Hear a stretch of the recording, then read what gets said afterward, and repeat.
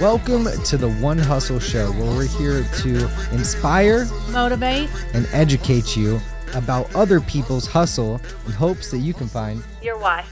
Yeah, we're on. I'm gonna do this is different. Trey's gonna be a different one, but it's gonna be cool. But I'm gonna explain it to you just like what everybody else. This is we decided to do the show completely different from our company. We wanted to call it the One Hustle Show. And the One Hustle Show is pretty much, I want to talk about your hustle. I want you to tell the world about your hustle. And I want to tell other hustlers out there how to stay motivated, how to stay in, how to get inspired, first of all, and get the idea, how to stay motivated and keep going and push through. And then, how to education. How do you do that? What are the step-by-steps? Who do you need to get plugged with to get there and all that? So I have my co-host and my mom, New Home Yogi, and this is Trey, a good friend of ours, and looking forward to having an amazing podcast. Welcome. Oh yeah, I'm glad to be here. Honestly, I'm about to drop some bombs. So if you want to find out how a 21-year-old was able to generate multi-millionaire last year, then you're going to want to hear this. So let's rock. Where should I begin? Where'd you start? Where did I start? Well, I guess you could say that. Also, which camera should I hyper focus on? Okay, look at Sony. So just talk to Eddie. All right, sounds good. But basically, I went to a school called Regent University in Virginia Beach. I played college soccer, had a full ride, was the captain of the team, had everything going for me, maintained a 4.0, was majoring in business because I knew that I wanted to start a business one day, right? I knew that I wanted to be in control of my destiny, right? I really didn't want to work for anyone. I wanted to run a company, right? And I knew that. And when I was, going to school, doing everything right, making the perfect grades, being a leader on the team, having to wake up at 4 a.m., be at, on the field early at 5 a.m., it just something felt off, right? So I was doing all this stuff, everything was right. On paper, it looked great, right? For, a 19-year-old, 20-year-old, right, to be doing all this and excelling, but I wasn't making any money, right? I'm on Instagram looking at people thinking in my head, how are they doing it? They're my age, driving around i8s, Lambos, all these different cars, flexing. And I'm thinking, what's going on? What's the missing piece? And my best friend, Stefan Hauser, at the time was basically running a digital marketing agency. And he would basically scale up different businesses and take a rev share of their companies. And he was netting an insane amount, right? He was netting what most people make in a year, in a month, right? At 18 years old. And I'm having to watch this and I'm thinking I am doing something wrong, and then it clicked. What was I doing wrong? Oh, I was listening to people that aren't in the position that I want to be in. I'm going to school, listening to professors teach me about business that I've never ran a company before. They're teaching me to memorize vocabulary words that actually doesn't help me at all in the real world, right? And then he introduced me to The Secret. That's when Stefan introduced me to The Secret, that's when my life changed, right? I learned about the law of attraction. I learned that the number one mistake that people make in life is that they don't know what they want. Right? And when you don't know what you want, you're just going to go with the wind. You're going to go with whatever your friends, family, what they're telling you. You have to figure out exactly what you want or you'll never get there because, life's so big. I always say that life's like setting out to sea. When you're first born, you go off on your sailboat, right? And unless you decide the X mark on the map, you're just going to go with the wind and current. You got to take control of your stern. You got to decide exactly where you're going. That's kind of where it started for me. So I started thinking, after I watched The Secret, oh, this is great. This is lit. Right, I'm going to do all these things. I was super happy. It's I finally woke up from this this internal sleep I was stuck in, and I was telling my family oh my gosh, we're gonna make it. I finally figured it out. Blah blah blah. And I was writing on my my door, I had these pieces of paper and writing on a highlighter I'm gonna own 1,000 properties and all these different things. And I set my first goal, and that was to make $10,000 a month net within 2 months. And if I was able to do that, then I would drop out of college. And let me turn this off real quick. And I set that goal, and I just kept putting my head down, and kind of the way the universe works, it just aligned me. And, if you're willing to put the work in, and if you're willing to fail and keep growing from that, everything will connect. That's basically when QuickJump kind of took off. And I kind of learned this revolutionary way to grow brands without kind of violating any policies with Instagram. And I created celebrity giveaways. And basically what we do is we sign contracts out to influencers, celebrities. We have them promote giveaways. And then they'll say, hey, if you guys want a chance of winning, follow everyone we follow. And I sell sponsorship spots for brands to grow on Instagram and gain their followers. And actually, when I first started, I didn't have any money. That was a big issue. So I had to do a pre-sale of spots. and then use that money to wire a Brazil influencer because I couldn't afford US influencers. So I actually started off in Brazil, and then I started working out deals with them. I used that money, had my first like proof of concept giveaway work. And then from there, kind of just went with it, started doing US giveaways, and then built out a branding agency. And yeah, but that's kind of how it started and how it went. And then, you know, fast forward now, I had to leave Virginia Beach. There wasn't any opportunity there. Your environment is so important as an entrepreneur. If you think that you can become a multi-millionaire, you know, where you're at right now, it's probably not true.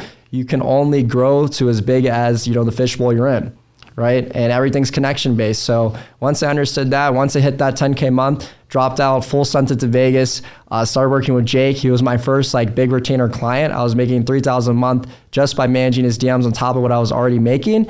And then Jake kind of also showed me the way because, you know, I saw Jake doing it. I saw Jake hitting 30, 50K, you know, 100K months. And when I saw that, kind of inspired me, like I can do this the same. And I realized that, you know, now when anyone can make their first million themselves. Any person can do that. To make 10 million, you need a team, and to make 100 million, you need systems, software, and automation. But yeah, and then I've obviously started a multitude of companies since then, and I'm skipping a lot of scenes, but basically that was kind of my journey, and that's how I ended up in Vegas. But yeah. And now you're a digital nomad. Digital nomad. That's what you like to call yourself. I love it. I had, you know, the big Vegas mansion lifestyle, the jungle cats, everything like that. Talk about that. Well, what was I life lived like that? Because everybody sees that on Instagram. They're like, this is the shit. This is the life I want to live. And you know, I'm not even going to lie. It was a good life. But exactly. It all happened in perfect timing. So a lot of, like, COVID threw off a lot of people.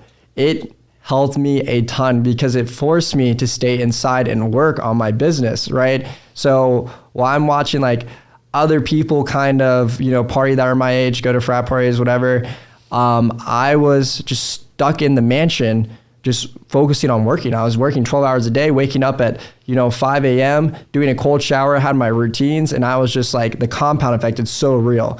And I put all that time in kind of the beginning of the year that I almost got burnt out, and I was like, all right, screw it, I'm going crazy. And that's when I started traveling a lot more, meeting the celebrities in person, vlogging and stuff. But when I lived in the mansion, like, it was real. Like, there's nothing like faked about that. Like, we literally, like, I lived with like jungle cats that are 20,000 piece. Like, you can testify to this. Like, Yeah. you've seen them. Like, it's real. Like, there's real big cats. We'll put pictures up there. It's crazy. Yeah. And, you know, like, we would often like rent out supercars, and it was awesome. And of course, like, we threw a lot of parties, and dating, it makes dating really easy if you have that. And yeah, like, but I'm not interested in girls right now because, like, they take up time. But tell me what that did for your mindset and your environment, because, like, at what point did you like leave Virginia and you're like, okay, I need to switch my environment up? Like, what was a trigger for that? And then I also want to talk about like the mansion and like what that environment did for you.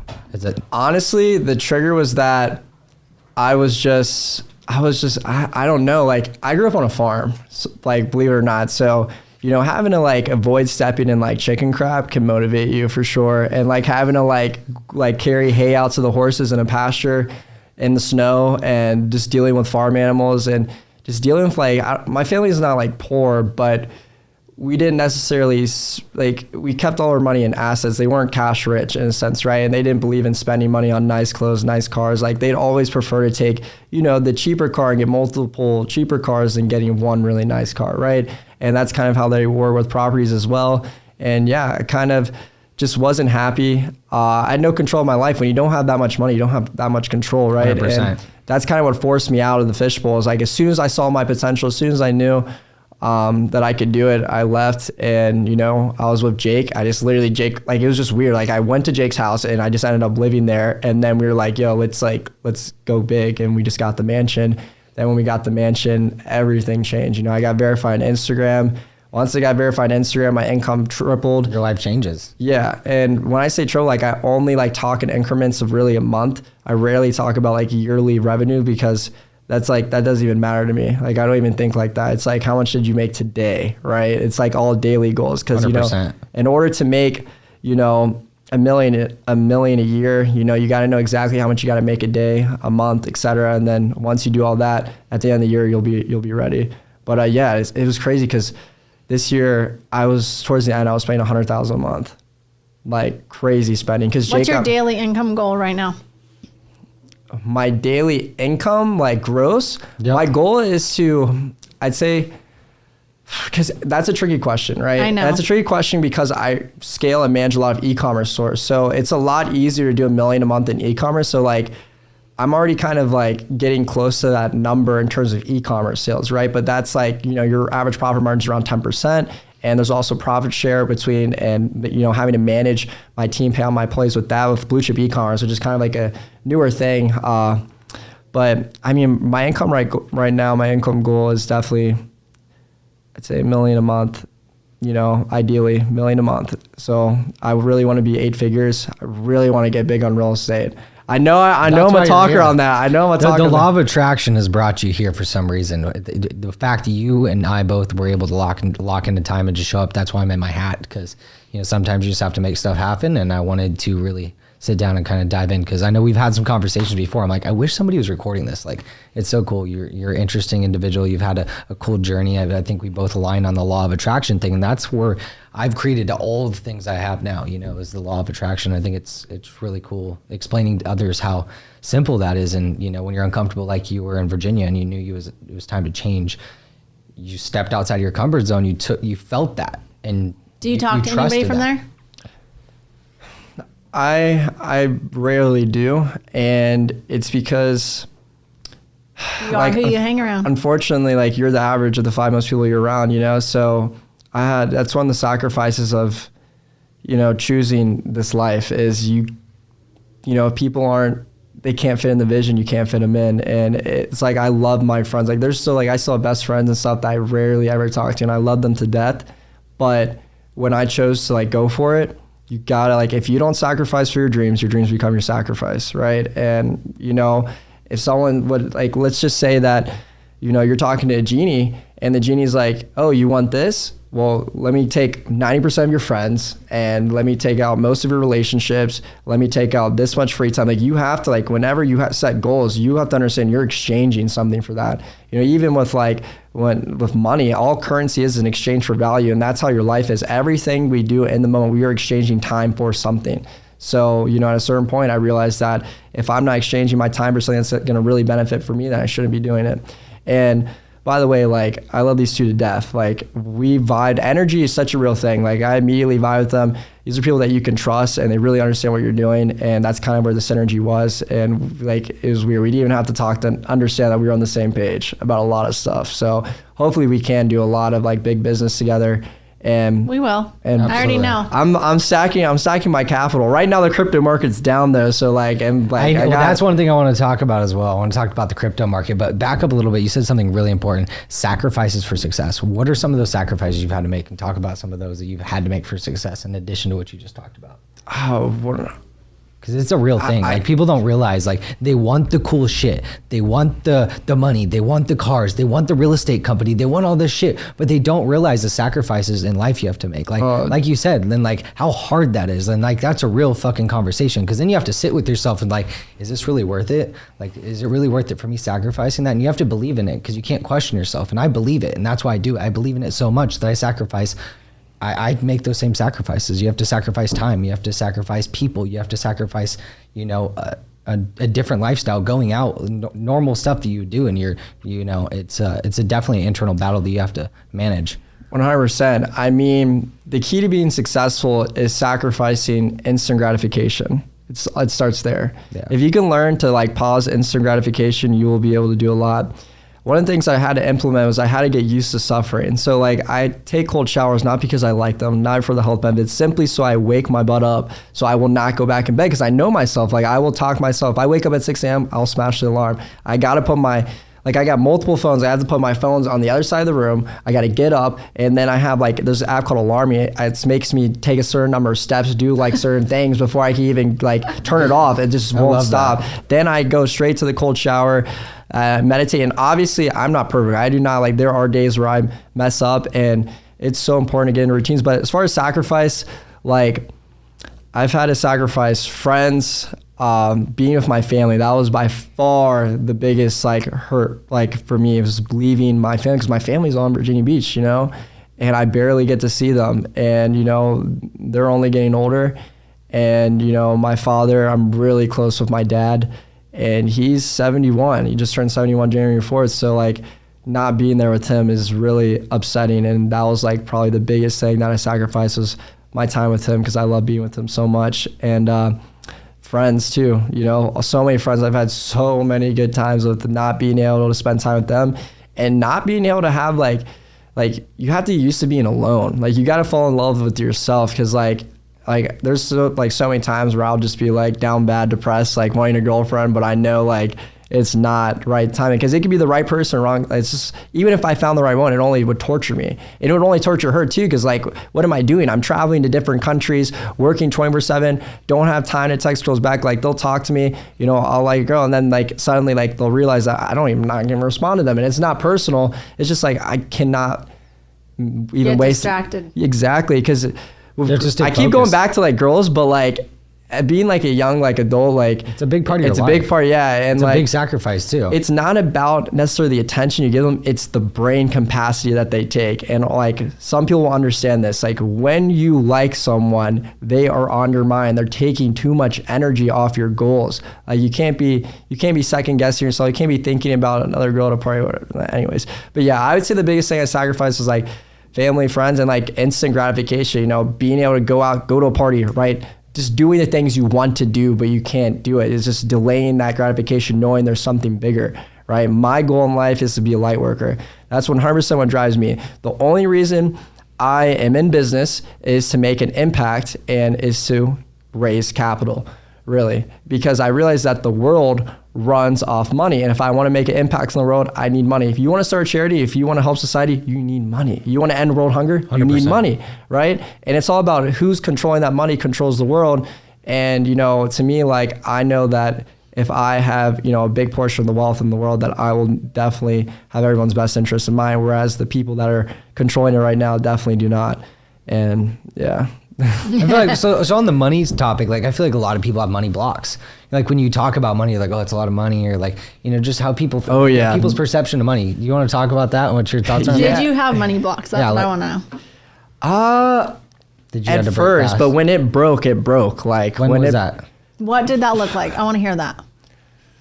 I would say that's a good, I don't know the exact, okay, so yesterday I bought a Rolex Datejust, two-tone, rose gold, mother of pearl. It was over, you know, 20,000. Just bought it because I want it, and I know that it's a conversation starter, and just knowing like you only get one life. Like certain things like that, like I just like I don't hesitate swiping my card. And I think what like did it was when I got burnt out. And what I mean by that is when I realized like, you know, hoarding every cent you get, it doesn't necessarily help you, because I always imagine myself in the future, like on my deathbed thinking, what am I going to regret in life? And the number one thing I'm going to regret is not spending the money while I have it. You can always make money back. And the more you spend, the more you can make. Understand that money is abundant, and understand you should never focus on how much you're spending. Just focus on making more. Focus on generating income activities. That's all I focus on, right? I literally have like honestly, I do not have any idea how much I make a month. I really don't. If you ask me, I couldn't tell you. That's one of my big things that I'm getting. Like I have a whole entire like merge going on with one of my companies where we're going to have like a CFO and all that in place. So I'll actually like understand the exact profit loss. With e-commerce, it's a lot easier to track, but I'm talking about like QuickJump and the other businesses that I run. I don't even know. I just know that if I'm focusing on making more, like I have accounts receivable easily of like 300,000. Like I'm owed over 300,000, like, and just different stuff. Anyways, yeah.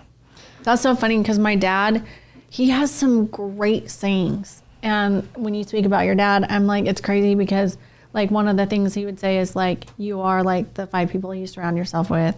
If you lay down with dogs with fleas, you'll get up with fleas. If they aren't making you money or they aren't doing something for you, then they shouldn't be in your life. And when I was younger, I thought that was like, that's kind of fucked up. But like, as I got older, I finally understood those things. And it's so funny because like, a lot of the things that you said are things that he said, but he doesn't emulate that in his life. So like sometimes he'll refer me clients and I'm like, I'm good.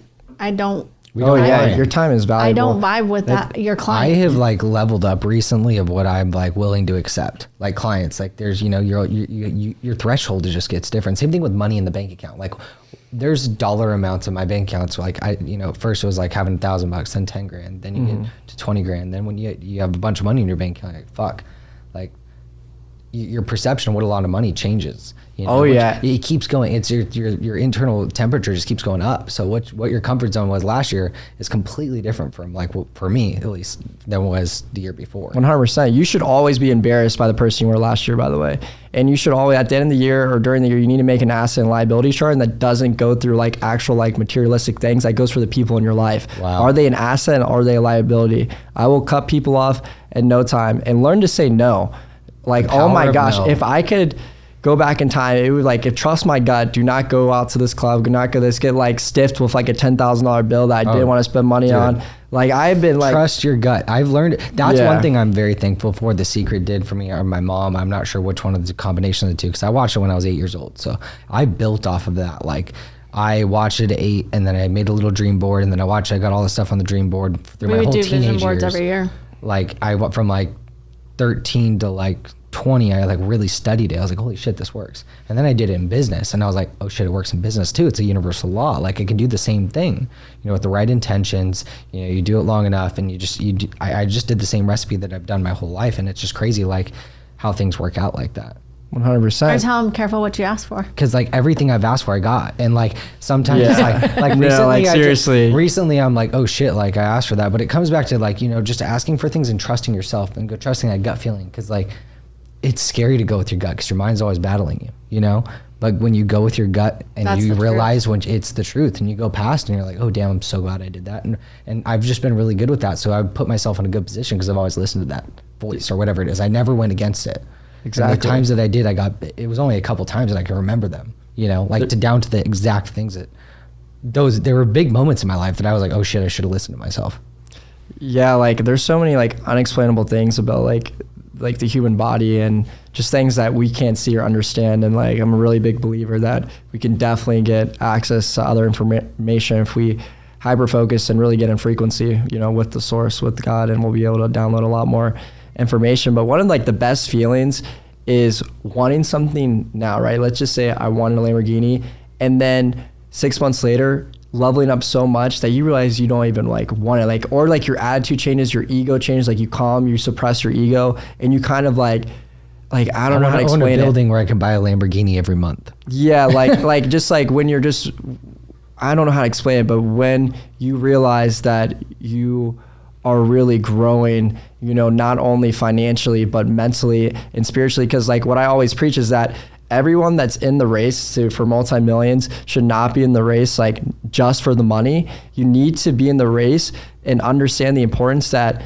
you're not necessarily doing it for the money. You're doing it because of the person you have to become in order to have that type of capital, right? So the knowledge, the connections, Absolutely. the habits that you have to gain in order to handle that, manage that, and be in that position is by far the most valuable part, because life, at the end of the day, you can't take it too seriously. It's about experience, right?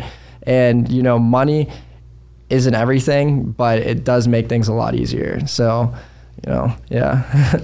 I think money is everything. I think money can solve a leads lot you of to problems. everything.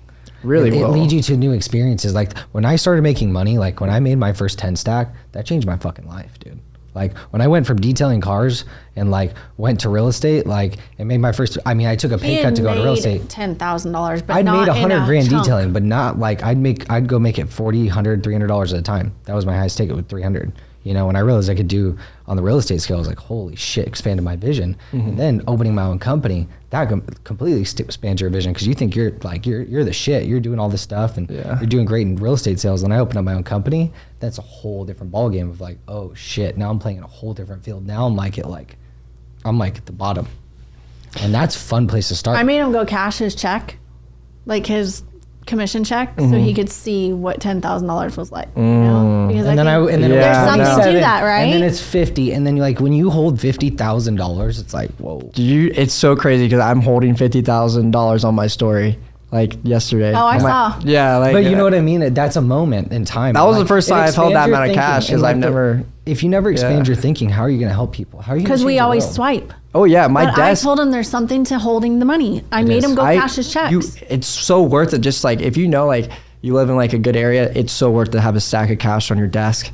Like, So oh my, motivating. it's like, yes, like you just So feel motivating. it, touch it, pet it. But I have a question though, because you know, you said money was everything, but what happens when you get to the point when you get a target on your back because you have capital, right? So think about all these multimillionaires, billionaires, like there gets to a point where, I didn't say all the money is everything. Yes, I didn't correct. say all the money. Like, I said money is everything. Not all the money is everything. But like with the nicer cars, right? The wraps, the noticeable We've wraps. already had that. So how are you protecting yourself now from the people target? If some people are going to try to go out of their way to sue you, they think you have money, right? What are some of your strategies that you guys implement to kind of protect yourselves and to avoid any targeting? We have a couple of really good attorneys. That's the only other work I've ever done is work for. That's not the only thing. We document everything. Everything. Always do right, and never always tell the truth.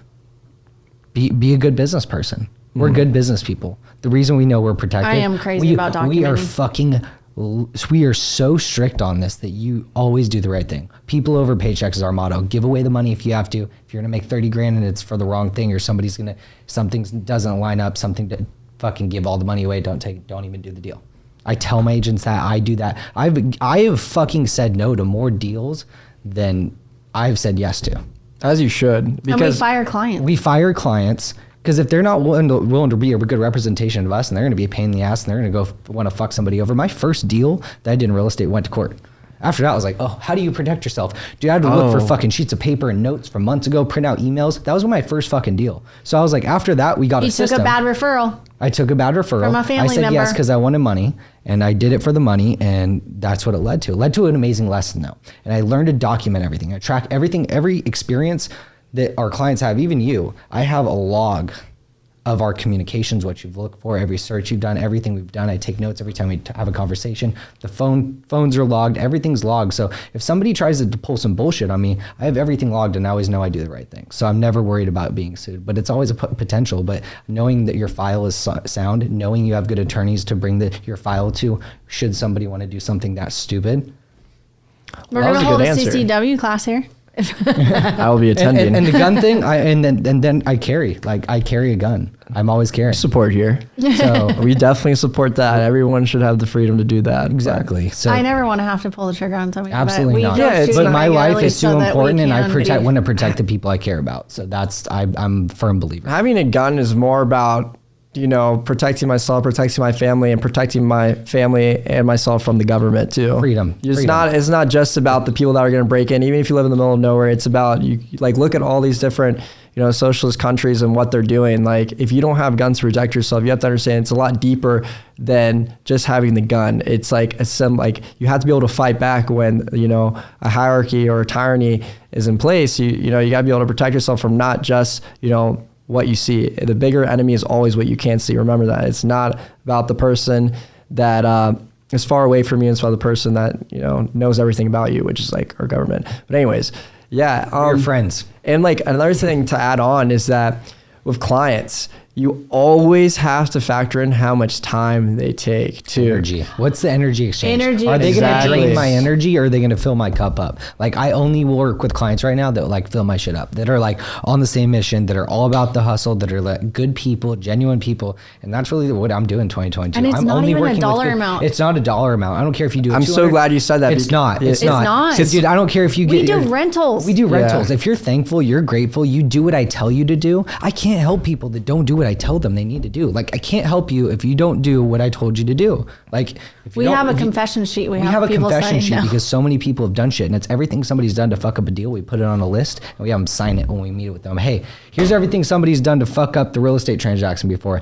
Read every one of these to me and let me know if you've done any of these recently, and if you make sure you plan not to do any of these things, or While you're you're working with us. None of these. If you're gonna spend over $100, call us. If you're gonna, don't open any new credit card lines. Like down to like literally call us if you want to go buy a purchase more than $200. I had somebody not tell me they were married because of how I got the referral. And I'm like, what the fuck? And that's like a And it big almost part. blew up I the closed deal. the deal. I got the deal done. I went and met the wife. I did The everything. ex-wife, the soon-to-be ex-wife, and had her sign off paperwork on the house, which could Yes, have but it potentially could have blew up the totally deal. He ruined could the have deal. lost 10 But grand. because of where I got the referral, he didn't really want the people to know. And I'm like, legally, I can't tell on you, but I can't help you. I'm like a therapist. I'm bound by laws.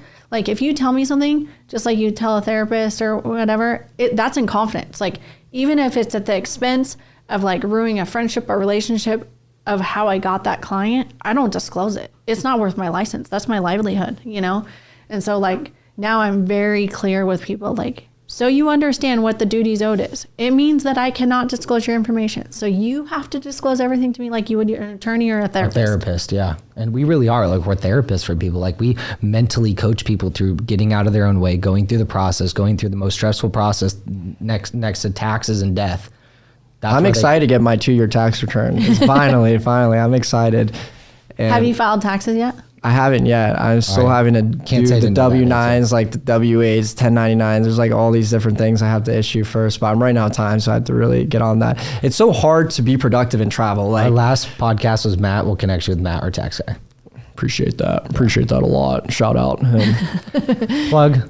Well, he was here. He's he gangster. literally He said literally logs into all my accounts. Wait, is that the person I spoke to, or is that a different person? No, that's definitely the same person. Definitely the same person. Your shit. Yeah. You get your shit done. He's like, dude, people come with me with 3 years taxes not done, and I get them done in 30 minutes. Like, it's Like a the 30-minute planning consultation. Tell me all your shit. Give me your confession thing, and let's get your shit together, essentially. I had a lot of write-offs in 2021. That's good. Like that. I know that there's just...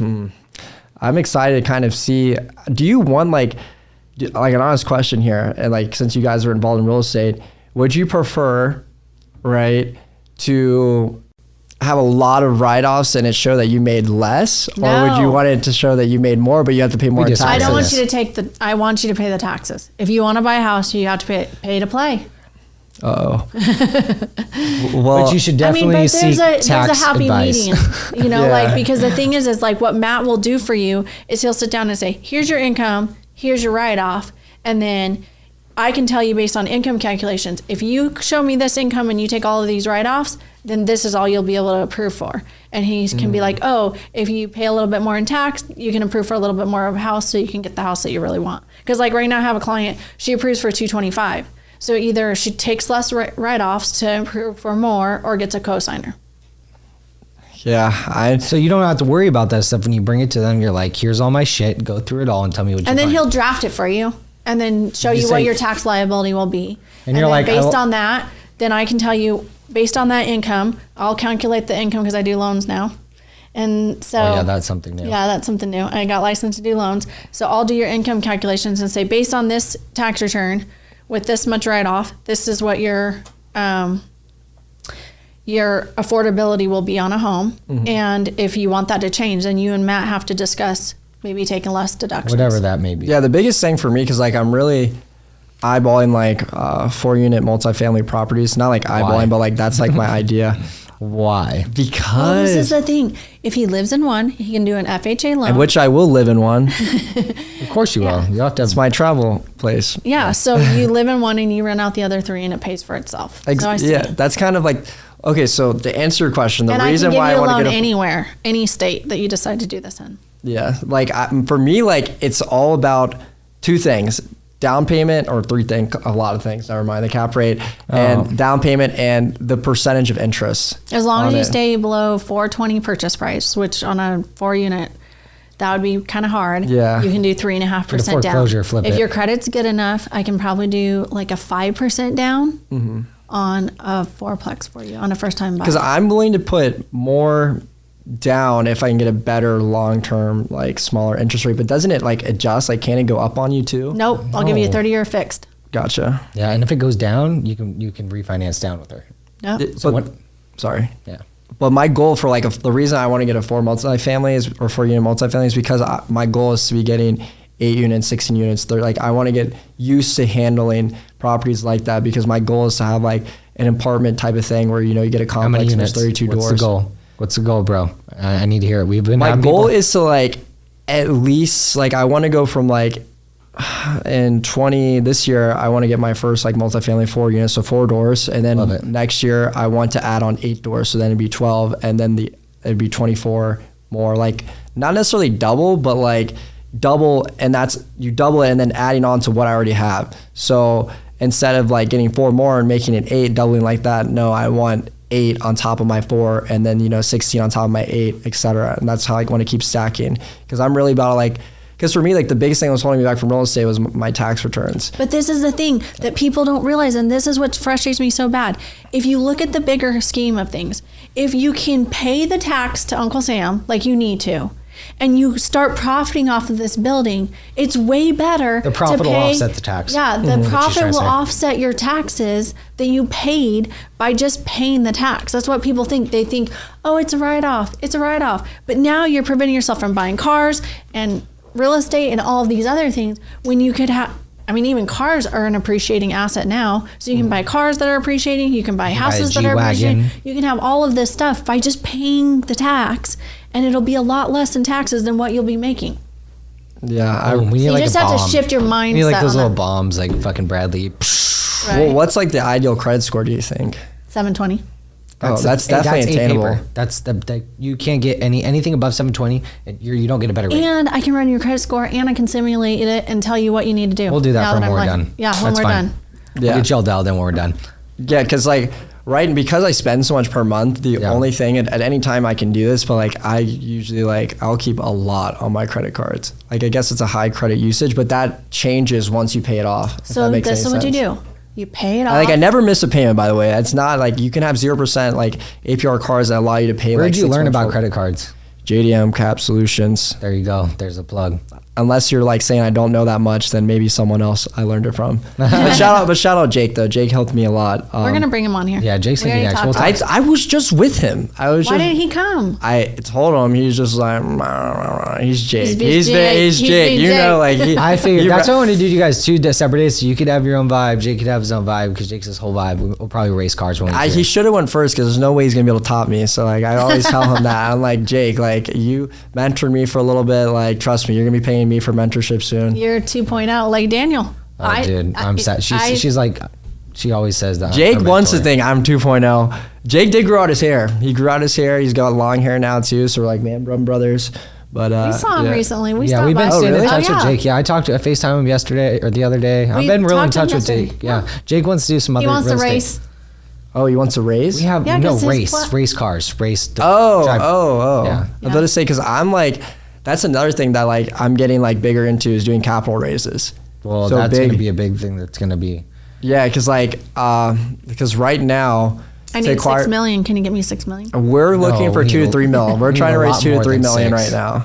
But no, like I'm soon I will have those connections. That's one of the main reasons I'm moving to LA is to connect with those type of people, right? Like I was just with Nando, and he is someone that lives like he's would have been my neighbor in Lake Las Vegas, and he actually rents out Credit's old place, if you know Credit. Oh, yeah. The Palace, that giant. It's funny. I've been seeing that guy on Instagram. I don't know who he is, but he's connected to everybody I know. But I don't know the guy. You need to connect with this guy. I don't know him either, but I know that like my friend is like there, and he was telling me that his business partner is about to buy the One, and the One is the most expensive house in the world. I think it's like 250 million in Beverly Hills. I'm not sure, but yeah, it's like it's. I think it went to foreclosure, so it's probably going on sale for like half that. yeah. So like Really?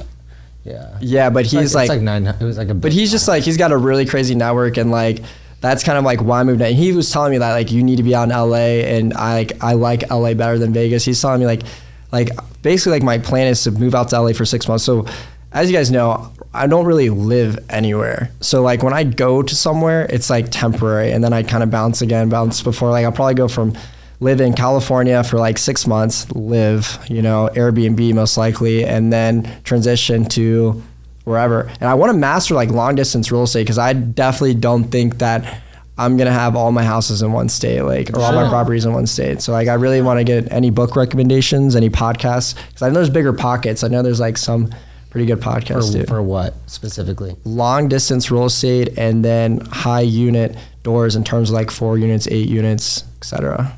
Dude, Grant Cardone's a Grant fucking Cardone. master, bro. I got all his courses. Plug on the Fucking Grant doors. Cardone's, dude. His apartment course. Watch it. Just apartment courses, apartment basics, and then you can do it from anywhere. You just know what the deals You are. have the course. Live and die by the NOI, net or operating income. You look at the performance. It's just basic numbers.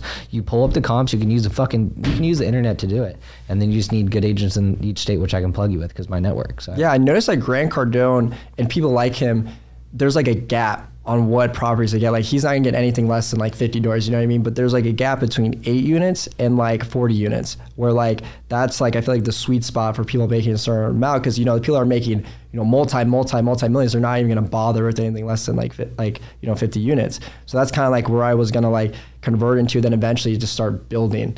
right? Just building our own apartment buildings, our own hotels, our own whatever it is. And raising right? capital. OPM, That's what my family does. other people's money. Well, OPM is the key to everything. Well, I want a casino, so let's do it. Yeah, like literally. But what else should we talk about? Well, right who now? are some of like the most famous people you've like done influencer giveaways with? And talk about some of the most exciting experiences you've had with those.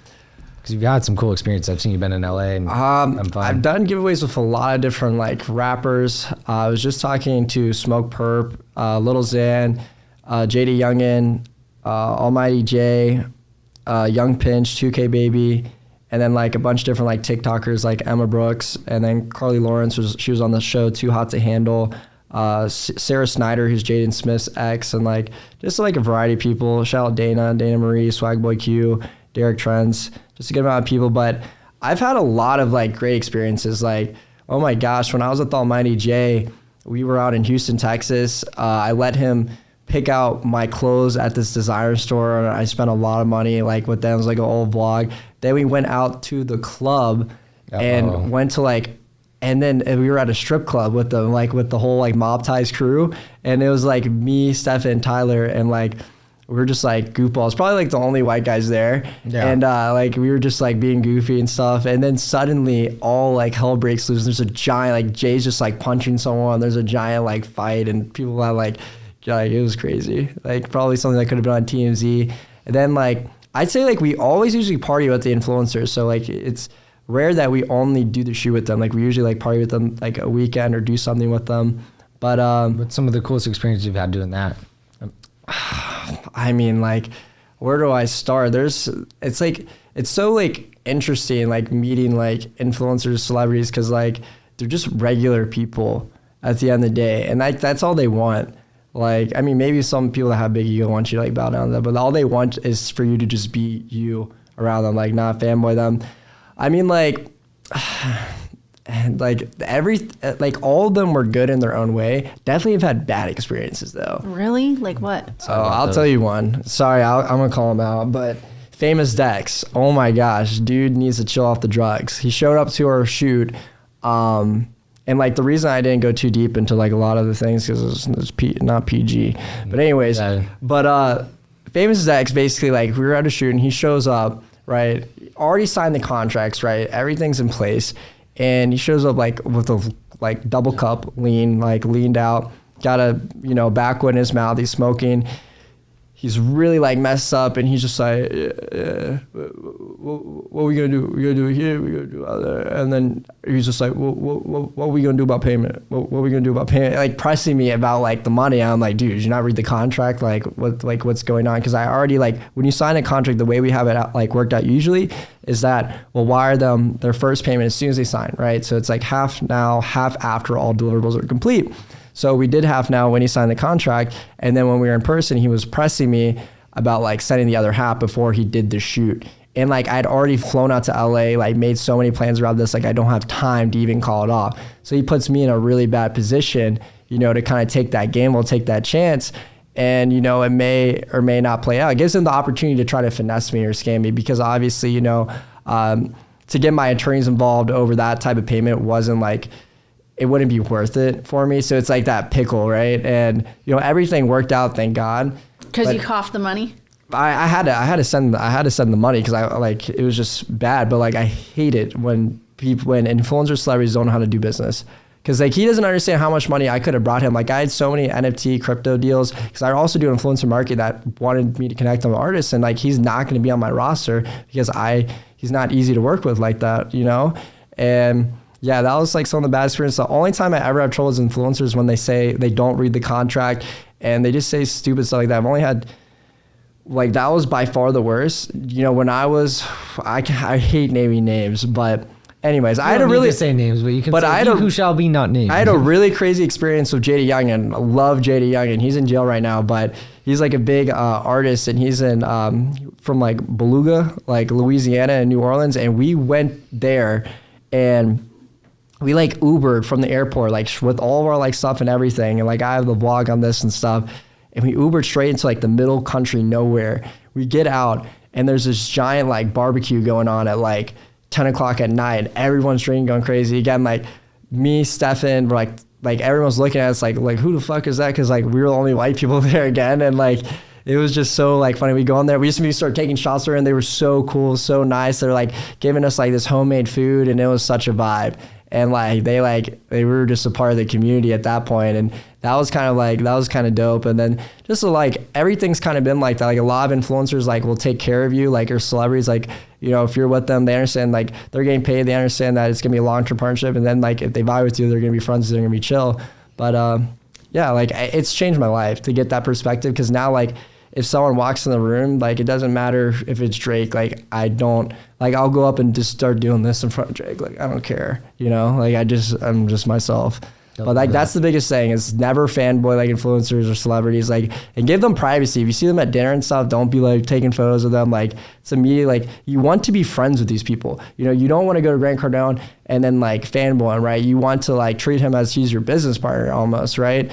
And like that's like the biggest thing. He's gonna respect that. Like, why is this person have so much confidence around me? Like he's not gonna be used to it. He's gonna think, he's gonna see something in you, right? So like definitely carry that energy. Like not like necessarily you're not impressed with someone, but like you know who you are and you're at their level. You know what you have to bring to the table. But you actually, I think it's important to actually bring something to the table. Like when you like talk to these people, like when you're asking them to do stuff for you, I mean, like you need to make sure you bring something to the table if you're going to ask them. Ask quality questions. And ask quality questions, 100%. Yeah, I think that's one of the things that like I try and tell people, like don't ask a question you could have fucking watched on the dude's YouTube or Instagram. Like don't ask him one of those fucking questions. Ask somebody a question that's like a real question.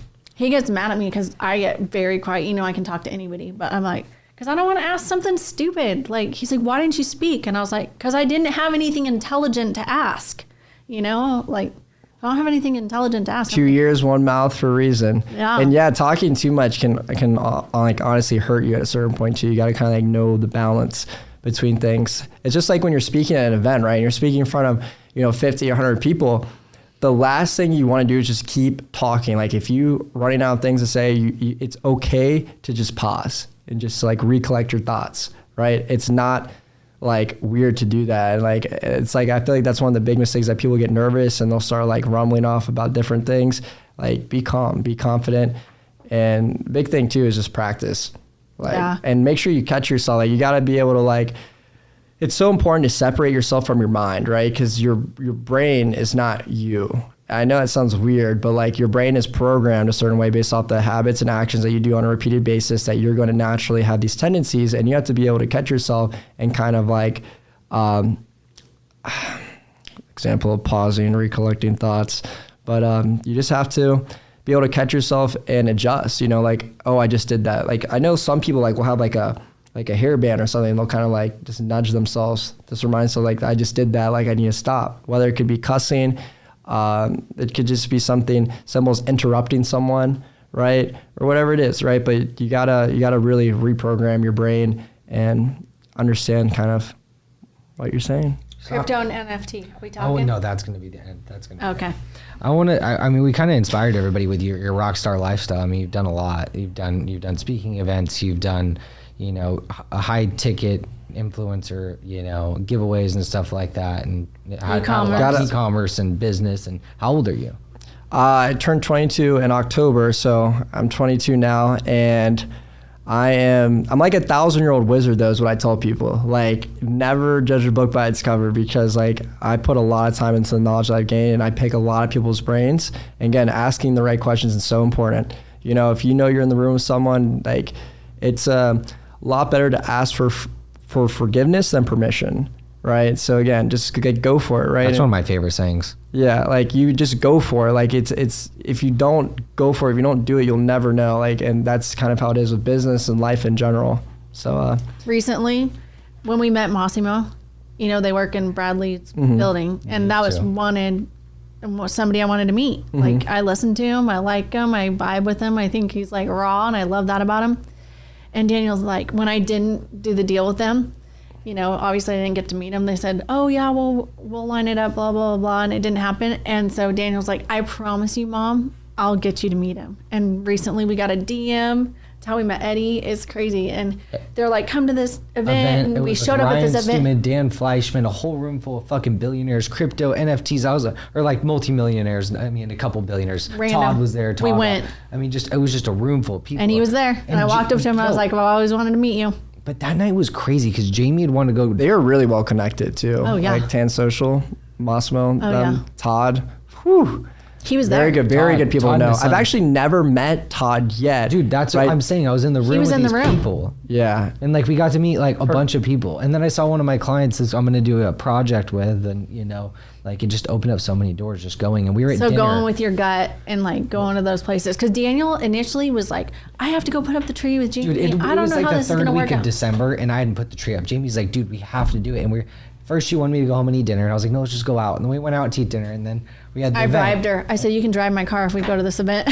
And so we went to the event, and dude, she was like, you know, she was mind blown. It was a cool thing for our relationship because she was able to she was like opened up, it unlocked her mind. She's like, whoa, like there's this world. This is what you like. It's so powerful too to like kind of like control your ego and like to forgive people too, because like I know like the deal didn't go through like originally with like Tan Social and you guys, but like you guys ended up letting it go, and then more doors opened up, more opportunities, and like that's like a big thing is that you can't take business personal a lot of times. Like just it's business. very Oh, I didn't take it personal. Oh no, I'm not saying that. Hold on, I'm not saying that. She did. No, I'm just kidding. But, no, I just was like, I wanted to meet Brad. She wanted to meet Bradley. That was like a goal of mine. I promised. I still haven't met him either. I manifested- literally walked by his office 1,000 times and think I've said some weird things around him though on accident. I didn't know he was listening. I'm a that's weird funny. guy. Yeah.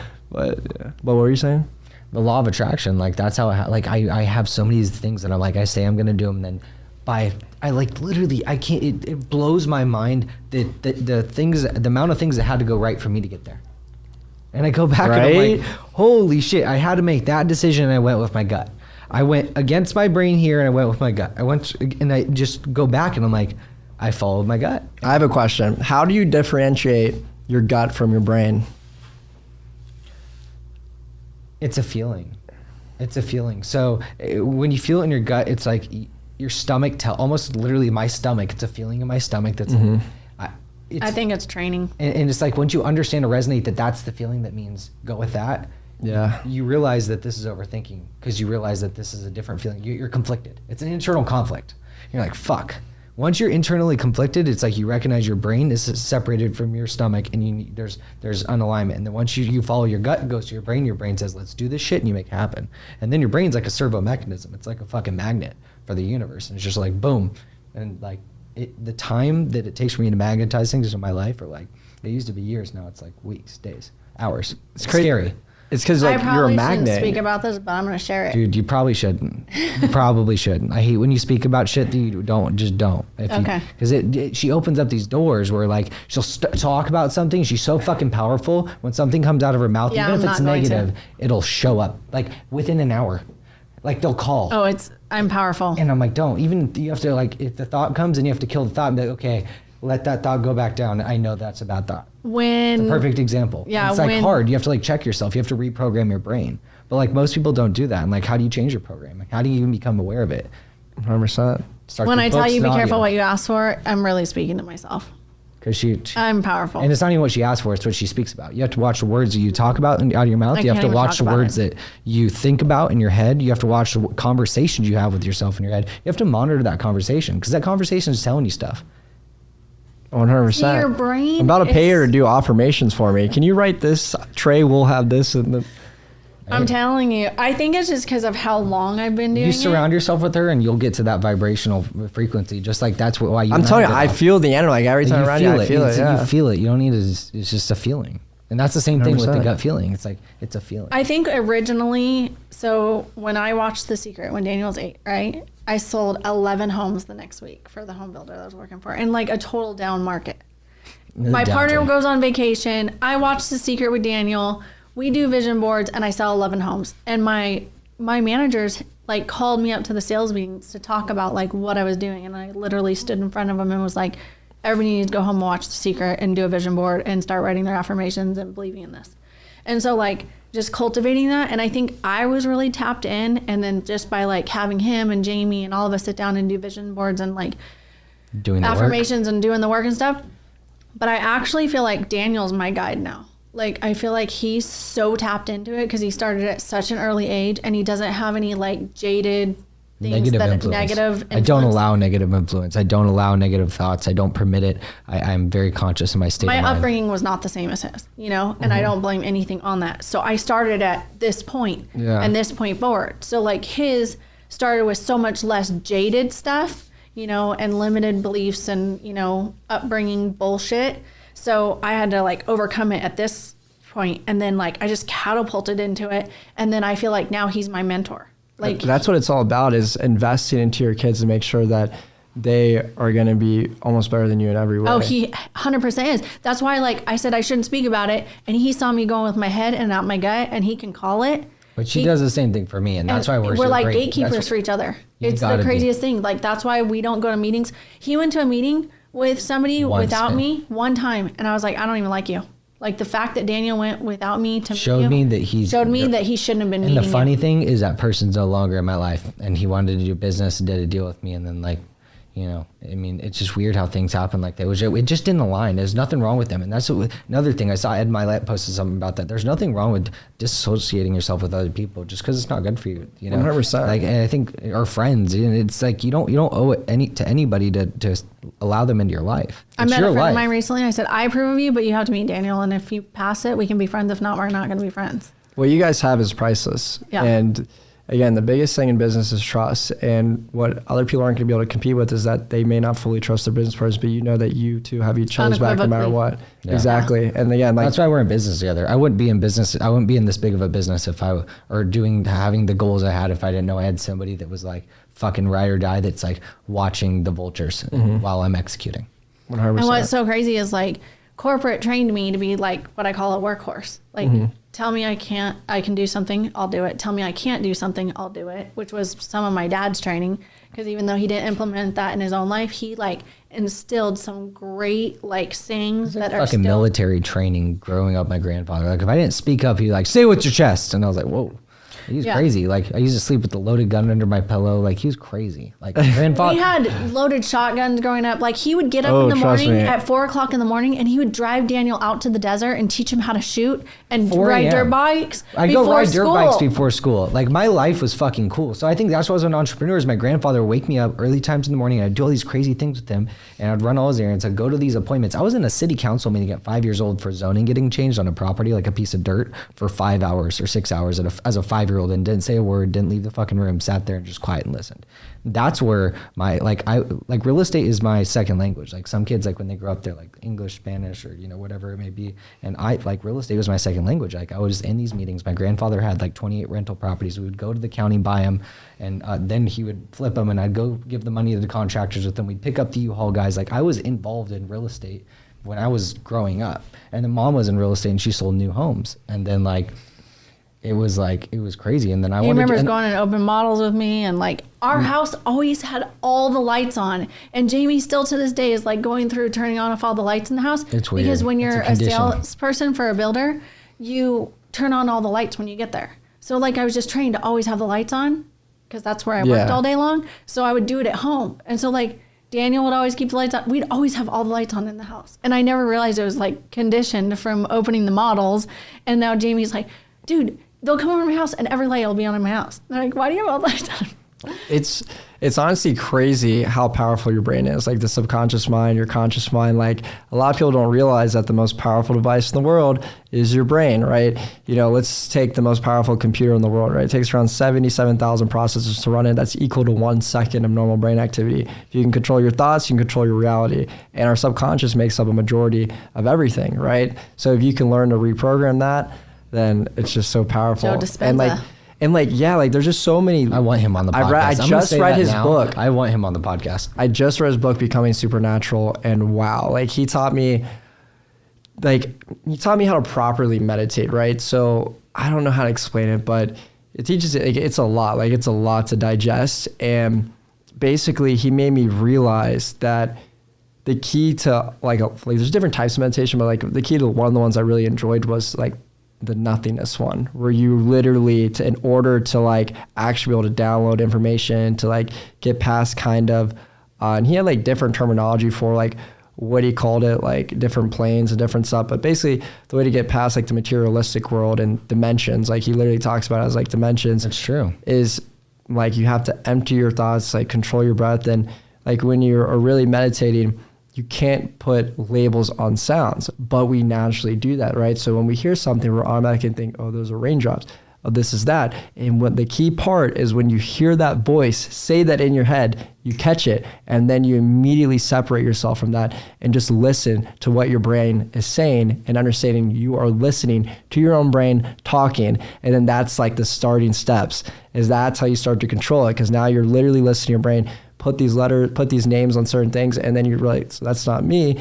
And then you can begin to train your brain to think certain things and go from there. But that's like the key, like starting steps. And then like once you've like can like basically zone into nothingness and emptiness and being kind of one with everything, then you're allowed to like kind of go into different frequencies and vibrations. And he talks about the pineal gland, the third eye, talks about like what different Egyptians believed, and like how they talk about like the like there's next energy field like above your head, a bunch of different stuff. He talks about like different chakra points, and you know, if you're doing certain things to block, so like if you're lusting too much, like you block a certain like chakra point down here. If you're eating unhealthy, like there's like he kind of like goes through all that. And that was one of like the heavier books. It's like usually I can read a book in around 2 weeks, like always, but that book took me like a month to read just because it was so much to digest. How many books do you read?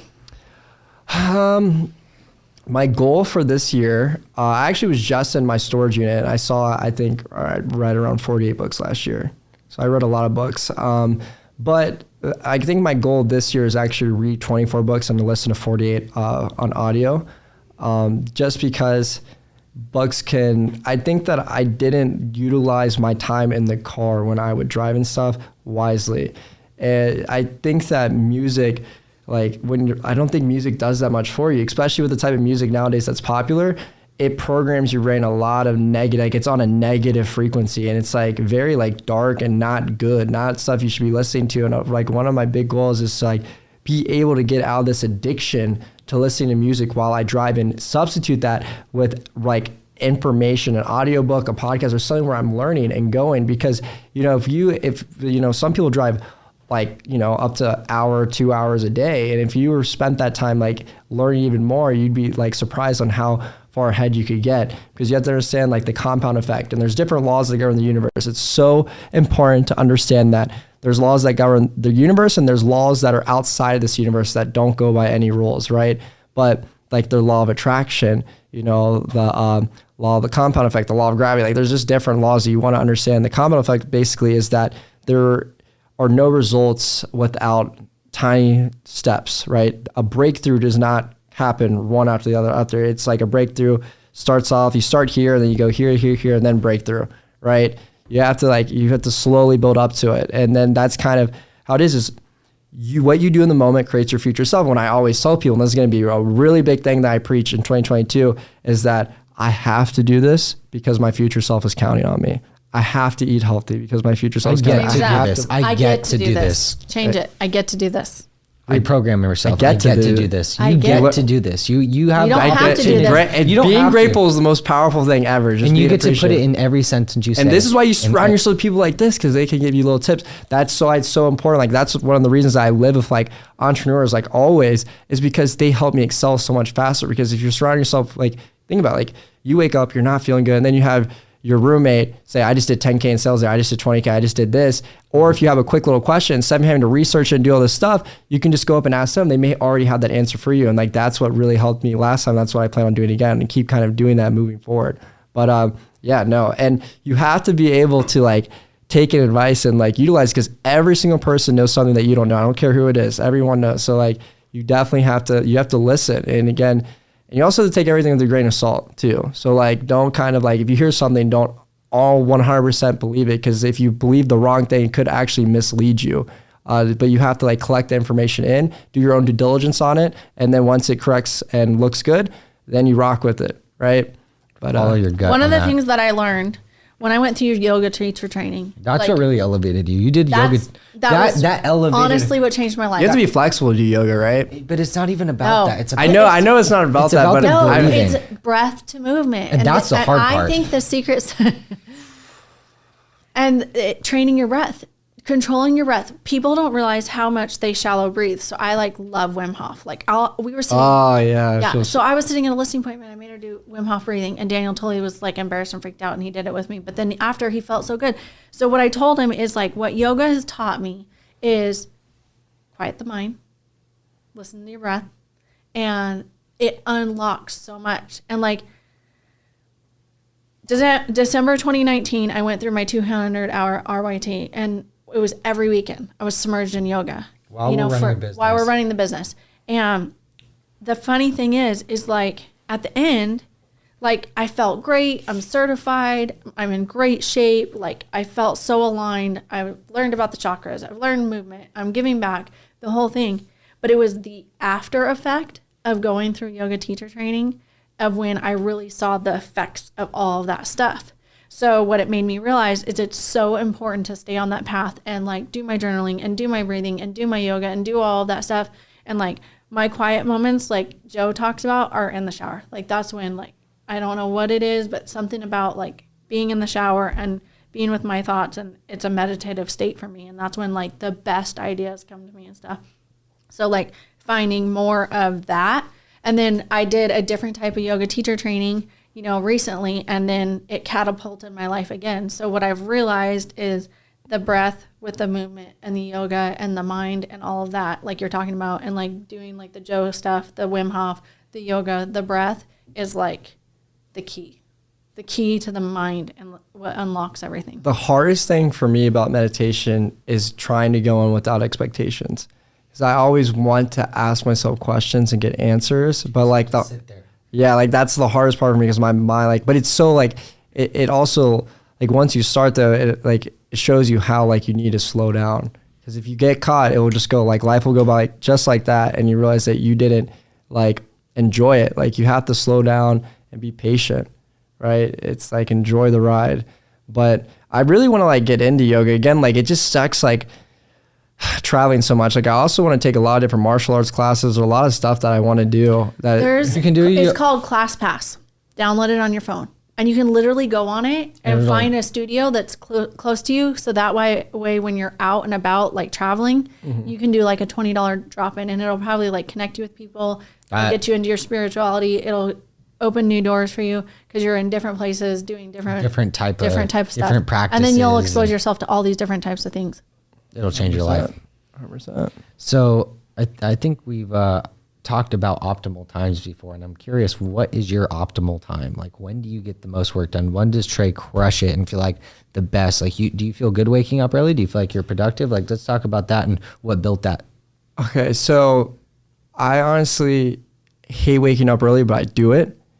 Not because I love sleeping, but I like have to force myself to get out of bed, but I do wake up early. And it's so worth it once like you get like once you like take that shower and wake up, because that's what does it for me. If I don't take a cold shower, I will go back to bed. So do you work right after that, or like? I work at best when no one's awake to message me, because like of all the different Instagram accounts, of all the different notifications I get throughout the day, it's so hard to get something done without someone calling you, messaging you, you know, taking your mind off something. Because I work from my phones mostly. Like it's 90% my phone's 10% my laptop, right? So when I'm doing that much on my phone, it's so hard to focus on one task while getting notification. So the best time for me really is in the morning when no one else is awake and no one else. What time is that? I would say between 6 a.m. and 9 a.m. are my favorite times, where I get everything I need to get done in the day. Then everything else is bonus, right? And usually later in the day, it's sales. That's when people are up, right? I'm talking to people and doing stuff like that. But to get that extra thing, you know, to get ahead on the project or to set up a PowerPoint stuff, I have to do that in the morning. I honestly, it probably would be, I get so much more done, honestly, from midnight to like 4 a.m. I fucking knew it. I was waiting for I can't, it. But it's not good for my, it's not good for, yes. No, is it not good for you, or do you think it's not good for you? I'll explain. Is that right? perception? Or is it, because like No, I have a thing with waking up early. I still have to beat the sun up. I beat the sun up every day. Like I almost every fucking day. Like that's normal for me. That's just like I have to. I used to do the 4 a.m. thing, and that fucking almost killed me. So I found my optimal time, and I find like, dude, like when I'm working on creative projects late in the night when nobody else bothers me. When I'm trying to crush it, I have like a window during the day. Everybody's reaching out to me all day. So it's like impossible to get any work done, like you said. And it's just like, it's so interesting what everybody's optimal time is. Like, so you'll force yourself to wake up early to be productive, but like, like your creative space is in this time. And that's which more I'm talking about, that creative space than that, like, okay, what's that grind time for you? Because everybody can force themselves up to get up early. Some people can't, but like you can do it eventually. Like after it takes progression, like first you have to set a phone alarm all the way over here. That's what I do. I set mine out of my bed because I just bring it in and snooze it. And so then I put it out of the bed where I have to get up, and as long as I'm up, I'm good. But if I don't have anything planned after that, you'll go to bed. So you have to you have to plan the next day. Yeah, exactly. Yeah, so I guess my answer would be that ideally it would be in the morning, but reality wise, I crush it at night. But I usually do that for big, heavy projects where it's worth it to like get out of rhythm in order to get this done. Because like I can get it. Like if I have like 6 hours of work to do, it has to be done at night. You don't have enough time in the morning, so you have to do it at night. And there's literally no distractions at night. Everyone's like, if you're around, everyone's done. Yeah, exactly. And that would be the best time, but it's not optimal though. I'd say like it's optimal. It is. It isn't. If it's like, it's hard to explain. If you had 100 million in your bank account, would it be optimal to work at night or in the morning? Think about that. You work whenever you want, right? And you do work whenever you want, but I probably would get more done at night, but I hate the way it affects the next day. So it has to be set up because then you don't wake up early and you're like, fuck, I didn't wake up early. Yeah, no. Is it because you beat yourself up about it, or is it because you're actually less productive? Is the question. No, the following day I will be less productive, 100%. Because usually when I get it bad, if you win the morning, you win the day. I highly believe about it. So every time I snooze that alarm clock, I already lost. I feel that way. I feel like I'm behind on work. I feel like I'm not getting. That's not a good way to start your day. And then what happens is that I'll get stuck. Like once I stay up all night, well, guess what? I snooze my alarm. I wake up at 11, 12 o'clock, and then I'm not tired at the time I should be going to bed. And then I do the same thing again. And then I get out of whack, out of rhythm. But what if that was the rhythm you should be going in? Rhythm. That's really your rhythm. That's my point. I wanted to dissect that because I think it's interesting, everybody's opinion on waking up early. And I was one of those people that was like waking up early, but then I was okay with going to the gym at 7 a.m. And I was like, this is weird. I used to not be okay with going to the gym if the sun was already up because I'd been going so long. Like, I'm like, dude, I fucking lost, dude. Like, the sun's up. I lost. I'm going to the fucking gym with all the losers now that fucking couldn't wake up early. That's like 100%. And I'm like, but then I would go to the gym with my fiance and I'd actually go to the gym with her because it's at a weird time and she's available and I get that time with her and I'm like, damn, that was special. And I still got my day done. And that was like, it filled my cup up. I woke up at 2:47 this morning, got up and started grinding. So I told her about this. I talked to her about downloads. 2:47 p.m. or a.m.? A.m. So downloads are super important. I said, what if the universe is trying to speak to you, but you're not listening? I've been waking up at this crazy she keeps waking up. And I'm like, what if the universe is speaking What's to you? What's your thoughts on dreams? And she started waking up and fucking, she got her download this morning. And I was like, dude, see, I fucking told you. Oh, and back to your point, hold that thought. DMing him on Instagram, crazy. All this great, because that's my optimum. Grab it, you're good. I'll just leave it. Okay. I got another one in my pocket. Okay. I mean, because I think Daniel's natural time clock is not AM. It's not. I think he's trained himself. And I've forced myself. Agreed. Look what we're wearing. We're dark owls, I'm not. You woke up at night. What do you mean? That's literally an owl. She woke up. Right? I love owls. Yeah. But yeah, 2:47, I got up and started grinding. Can we get a fact? I need proof. I know. Look at his DM. I don't think I've ever done that all year. I don't think I've done that one time. What if have you ever woken up and gone back to bed? When it's too early in the morning, fucking crazy. So early. I've done things where I've taken a nap during the day and I'll wake up and then I'll start grinding like that, but not going to bed at my normal time, then randomly waking up. It was 10:30 last night. I went to bed and I woke up at 2:47. I told her to meditate. If she wakes up in the middle of the night, something waking you up. Meditate. Just close your eyes and fucking meditate. And that's what I wanted her to do. And back to you talking about how do you know about your brain and your or your gut feeling? You're talking about Joe Dispenza and you're talking about that brain, and once you realize your brain, that's not you. Those are just your thoughts. Yeah. That's when it really fucking happens. You're like, those are just thoughts. Yeah. I know what I feel. Those are just thoughts. And recognizing that. And see, some of these things, I don't know how the fuck I know them. I don't know how I'm so smart. I don't know how, it's downloads. I accept the downloads and I know shit. And it's the craziest thing in the world. Sometimes my intuition is so bad, it makes me sick at my stomach. Yeah. Anxiety can really help me in school actually, because I could even go to bed if I knew I didn't like finish an assignment, or if I like school. What I will say is like people say like, oh, would you be farther ahead if you didn't get to school? I'd probably say probably not, because when I first started, my mindset was wrong in terms of like, I didn't understand, like, I don't know how to explain it, but I wanted it so bad that I taught myself. And plus, like when you're playing a sport and having to maintain a 4.0, because a 4.0 is all like, if you went to college, you know, a 4.0 is very, very like impossible. Like you cannot make a 4.0 just off grades. Like you have to build relationships with professors. There's a lot of like different strategies and tactics that go into that. And on top of that, playing a sport full time is like crazy. So I had to learn time management, and I had to be able to, again, wake up earlier than everyone else, wake up in the morning. That's when I was in college, it would really, it would, you. Yeah. And it's conditioning, and you have this conditioning. The world tries to condition you, and you had your conditioning. It served you, and it served a purpose. But I feel like, you go through different stages of life, and you have to really tune into yourself and find, is this still serving me, or is this just a condition? That is actually, so something I wonder is my competitiveness and kind of like my ego. Does it serve me, or like, does it go against me? Because my whole entire life I've been a winner. Like I've been champion basketball, soccer, football, baseball. Like I can prove that too, just by my trophy case. But like, it's like, I don't settle to lose. If my business fails, it's my fault. Right. But as I get older, and as I talk to like more mentors, more people, they're like telling me, you got to kill your ego. But like for my whole entire life, my ego was the reason I was practicing. You. Yes, I was practicing in the cold. I was like 6 years old with like, my hands were chapped, covered in like, they're bleeding. Like they literally turn black. Like if you really get like bad frostbite, like from being outside too much, your knuckles will blacken kind of from the dried up blood. And like, it was literally like that because I wanted to win so badly. And my whole entire life, like that's kind of like with the 4.0 and everything. It wasn't just about, doing it. It's just because I wanted to be number one. And I thought this is true for life. If you're not playing to win in your business, you're not playing to be number one, why the fuck are you playing? 100%. Get off the court. Right? Like literally 100%. Get off the court. Why are you here? If you're not first, everyone has potential. last. Exactly. Everyone has potential to be like the best in something. And if you're not but then again, not everyone has it. A lot of people, and you have to have people that, a lot of people want it, but not a lot of people have it, Exactly. But like, I think that, even if you don't have it, you can gain it though. Yeah. Like if it's just desire. You have to desire. It's the Think and Grow Rich is like, I test my whole life Think and Grow Rich. I listened to the audio like 100 times. Andrew Carnegie, Napoleon Hill, like dude, like, and like listen to Earl Nightingale speak it, and like you feel like you're in the 1900s, and you're like feel like you discovered gold, and it's like, yes, whoa, the biggest gold mine is the one between your ears, and it's just like you listen to all this shit, and I've programmed myself to do this, and it's just like it's so profound, like what it's done, and I think anybody can do it. It starts with the desire.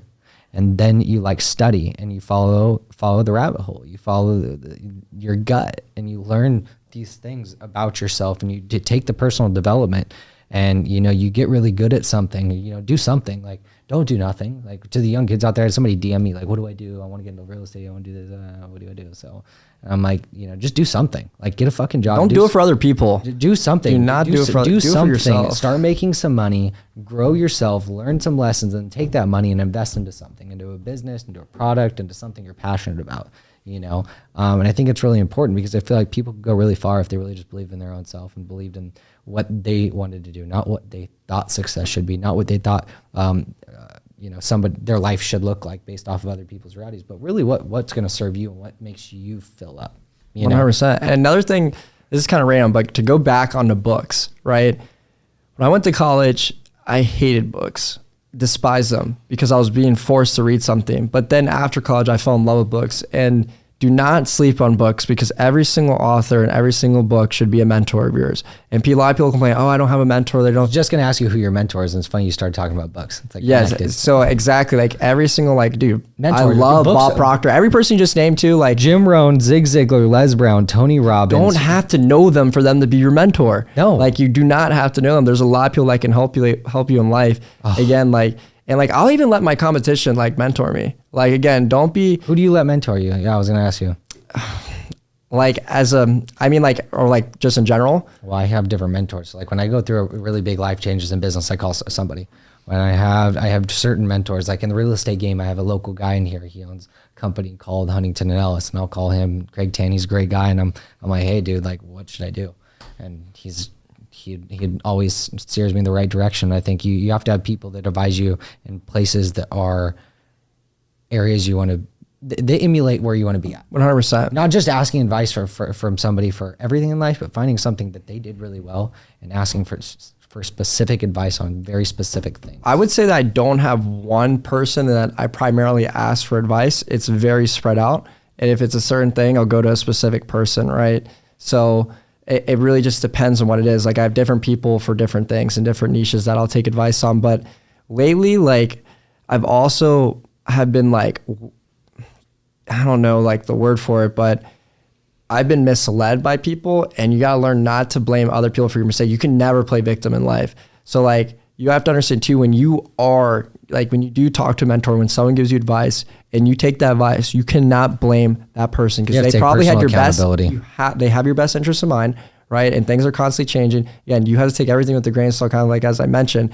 So even though you trust the person, you love them to death, you have to understand that it's you making the decision, no one else at the end of the day, and all you can do is blame yourself if something goes wrong. And not necessarily be on yourself, but like you can't, you know, if you made the wrong path in life, you can't blame all your teachers, mentors, you know, family on that, because at the end of the day, you were the one that ended up making the final call, right? But I really like Patrick Bet-David.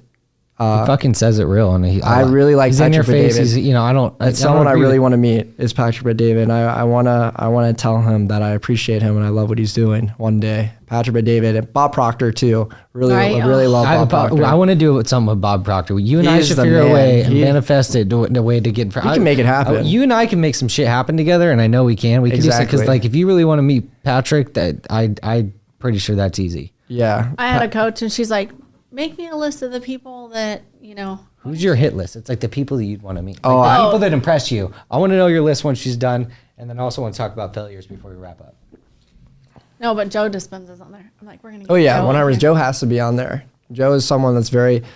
Jordan Peterson too. Dude, I really like. He's been powerful lately. He's been putting out some fucking fire content, talking about like exactly. He's been really real trending. shit, and you're like, damn. I'm like, nobody talks about that. I'm like, I love. That's why I wanted to do this. Like, there's things that there's so much value you can get from hearing other people talk. Like podcast Andy Frisella, I fucking love him. Do you listen to him? Like, I love Andy. Who, Jordan Peterson? Andy Frisella. I do not. Andy Frisella, I've watched him him since when I was detailing cars. That's who was in my ear. All these people, like, they were just like, I was playing them. Andy, and I just followed these people. Andy and Grant, like, were like the two people I followed the most. And, you know, I was like, wanted to be a blend of that. Andy and then the fucking Grant. Grant had the fucking business and the sales, and Andy was like fucking entrepreneur mindset and like helped me like get through some hard fucking times in like business and like, what do you do in business? And it's like having these people, and it changed my life. So I think that we can change other people's lives by sharing our stories, and you know, I think everybody should share their story. I've become obsessed. I get in the shower and I turn on a podcast. I get in the car, I turn on. So much to the point I haven't even been listening to music. Yeah, at all. I'm jealous of that. Music for a really long time, and then like, when I detail cars, I never listened to music. It's only been recently that I started I've found love in music because I find my own music. I don't play the radio shit. I play my own vibration, like Rufus Del Sol and like I took them. fucking crazy shit, like just different. 13. Just like different, like my own vibe, like, and then I'll rotate back to the audio, and then I just kind of have a mix just depending on what mood I'm in. Like when I'm wired in the gym, I'm always listening to like business mindset stuff. I don't listen to music.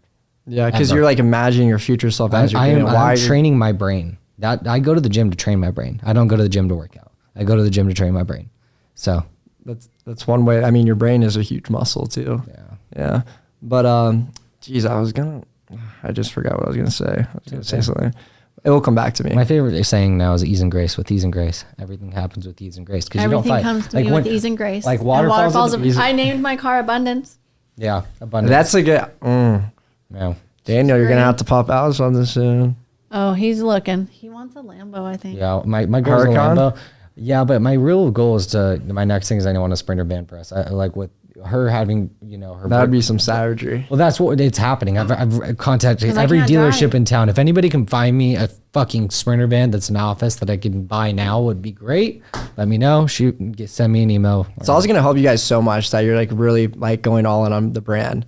Because all these like cars can be liabilities for certain people. They can also be assets for other people. And like when you're really like changed my life. Exactly. And like, again, people want to listen to people that are in the position they want to be in. They want to work with like, you know, the people. it sucks, but people want to work with the person that's driving the Lambo, right? Doesn't suck. You want somebody that has done well, that you know is going to fucking, that crushes it. You want a fucking killer on your team. You want somebody who can get the job done and has a proven track record for it. You want somebody that is successful. You want to surround yourself with successful people. If you want to be successful, you should have somebody working for you that's successful. Well, who do successful people hire? Other successful people. And when you want to attract that caliber of client, enough said. When I worked for the builder, I obsessively tracked my numbers, because if you didn't make 10 million in revenue, your job was on the line. So like you had to produce 10 million just to keep your job. So like it became an obsession. And then when I started working with Daniel, you know, I was like, I took a fucking pay cut to do this. And I kicked and screamed a little bit in the beginning, because like I wasn't making enough money to support. She quit a $250,000 a year job, and I was making like not even like 80 grand a year. And no, you weren't. You're making more than that, but it wasn't enough to support both. And I wanted instant gratification, but it was like humbling, because I did our numbers for the last 3 years. The other day. She does the numbers. I don't know. Yeah, I did the numbers, and I was like, people on your team that do the numbers for you, Trey. Yeah. Trust me, I know, but I'm just saying, because I do the same thing. I'm just letting you know that you're not the only one. Like, I don't even know my own numbers. And she's like, you should know that. I'm like, I don't even. Somebody asked him how much revenue he sold for the year, and he couldn't answer the question. I said that. She was embarrassed. I wasn't. I was so embarrassed. I was like, you should be able to answer those numbers. I get, like, organization was a huge. I messed up big time on organization and not tracking everything, but now like it's different. Like I have a lot of like, I'm excited. Like, I'm actually doing a rebrand on QuickJump. Like I'm not going to reveal the name quite yet, but I'm doing a rebrand. I'm doing a merger with a big company that has everything that I'm looking for, and they want me to kind of be the face of it. And like, I definitely expect to be doing like $500,000 a month on, and working with A-list celebrities, and just and launching a whole entire PR agency, everything on a different level. And finally, the thing I've been wanting so bad, because with e-commerce, it's a lot easier to systemize and automate through softwares and through people. But with QuickJump, it was so hard, because I was QuickJump, right? And a really good book is The E-Myth that teaches you this. What was it called? The E-Myth. And it basically teaches you that the biggest mistake in entrepreneurship is that people are the business, they don't run the business. And I wanted nothing more than to literally automate QuickJump, and I couldn't. I hired, I brought on employees, paid them $4,000 a base a month plus commissions, and it would cut into my profits, and I try to hire the best, and it still wouldn't work. They didn't take off enough load, and I just kept trying to figure out what was going on. But now like the universe is amazing, and I also I like to say God too. Yeah, but we haven't. I mean, yeah, whatever you guys want to talk about. We talked about your hustle though. I mean, there's a lot of. I love diving into the hustle, and like there's so many aspects of like to get to where you were, like all these different things, like you keep expanding your thinking, like the Dispenza stuff, the books, and I think that's super important for people to know. Like, how could they get where Trey's got? How could they do what you've done? 100%. I mean, as an entrepreneur or in your space, either or. Letting go of your old self. What I will say this is, everyone needs to understand that everyone has different capacity limits, right?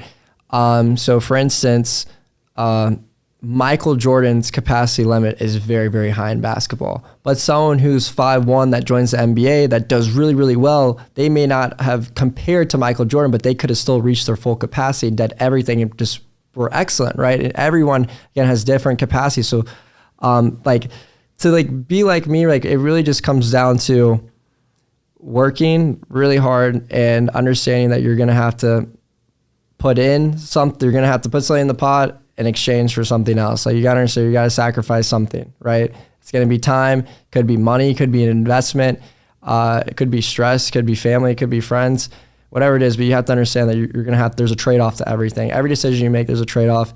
And again, like trust your gut and figure out what you want to do. Because at the end of the day, like if you just want to be like, if you just want something that doesn't require 10 million, like not everyone needs $10 million. Not everyone needs $1 million. Like if you figure out what makes you happy, because that's like the biggest thing. Because if we were doing this just for money, we would never be happy, right? We have to figure out what makes like every single person happy. And like for me, like what makes me happy is being a light worker, right? There's around five key components that make me happy. I'd say one of them is putting a smile on people's faces. One of my favorite things to do is make people feel that joy, emotion, make people laugh, make people smile, make people feel good, right? And like that's something that I really enjoy doing. And two, I really enjoy helping people see clear, right? And telling them truth. I am a truth speaker and I'm a truth seeker, right? I'm willing to go up in front of 1 million people and tell every single one of those people they are wrong, right? it's just like how I am. And like there's other like components that really like craft who I am, but I mean those two things are really key. And then like 3 is I really like to preach that there's something so much more than what meets the eye. You know, our eyes can only see around 1% of what's actually going on in front of us, right? And I'm a strong believer that one life isn't necessarily enough for you to reach your full potential. I think that's a very complicated system. And I also believe that the whole purpose of life is to love. That's not if when you die and you know or right before you're dying, you're wondering what was purpose of life. It's to love. That's the answer you're looking for, and it's to treat others how you want to be treated. It's the golden rule of life, and it's to grow. We're here to get better. Every single one on earth. You did not just wake up here or born. It's so much more than that. You are here for a reason. Everyone's here for a reason. Everyone's going to make an impact, do something. There's something that you need to find your calling, and you need to find your divine purpose and why you're here. And kind of go on that. But yeah, When did you find your divine purpose? Do you remember that moment? There's so much stuff we didn't touch on, but I've never had a haircut. Like I'm a very interesting person, right? Never? So like never. So like I'm like, there's a character in the Bible called Samson in the Bible where his hair gives him the strength. And again, as I said, like I was a winner, like everything. So like it was kind of like I was an adult in this little kid's body. Like I was just crushing everything, and I guess I didn't know my divine what I wanted like until The Secret. And then it wasn't right after that either. I actually saw a psychic, and the psychic kind of enlightened me on who made a lot of things make sense for me. And not all psychics are good. I do not recommend going to a psychic. No. It's just that like what this one happened to say happened to know things that I don't know how was possible, et cetera. And it really helped me. Do not recommend it though. But I'd say. How did you know that was a person you were gonna do that with? My best friend Stefan Hauser basically So make sure it's somebody that you trust if you do. Exactly. Some people are gonna hear this and want to do it. Yeah, So I trust him. And again, I came in there thinking this is like a joke, right? This is like not a joke. Okay, get that wrong. Like it was just like you weren't taking it seriously. You're just I wasn't doing taking it just to see what happens, just to see what's. And when there was a palm reader, curiosity. yeah, and oh my gosh, like revealed a lot to me, a lot, too much. And after that, I think honestly that was the changer, because I was after the but once I saw that, that's actually when everything changed for me. Honestly, that's when I knew who I was, and I knew I was running out of time, and I knew that I needed, like, what am I doing? Like I'm goofing off. Like I'm here to make something happen. Like I need to get to work. And ever since then, that's what I've been doing. But yeah. I love it. That's cool. So what do you call it? What is a light worker? Tell me that. A light worker is someone who basically spreads light, joy, love, and puts a smile on people's faces. So if you're a light worker, this is how I kind of would explain it, right? Imagine everyone has a candlestick on their head, right? And their flame is very, very low. A light worker comes in the room and everyone's flame gets bigger. They're motivated. They're happier. They want to do more. And that's what I feel my purpose is in life, is to come in there and all the people that are depressed, they're stuck in life. They're not, doing what they want to do. They're not happy. And I come in there and I give them hope, right? And I show them that there's more here. There is a God that loves you and that has a reason for you being here. And I want to show people that. I want to help guide them on that, right? So I love that. Yeah. Cool. Yeah. But yeah, I always say I want to leave people better than when they met me. Exactly. And again, treat others how you want to be treated. It's really that simple, right? And do the right thing. Like we always do the right thing in business, and stick to your gut and always do the right thing. It's so important to do the right thing and do what's right to you. What aligns with your morals, no matter what the outside influence is. 100%. And always show up as yourself.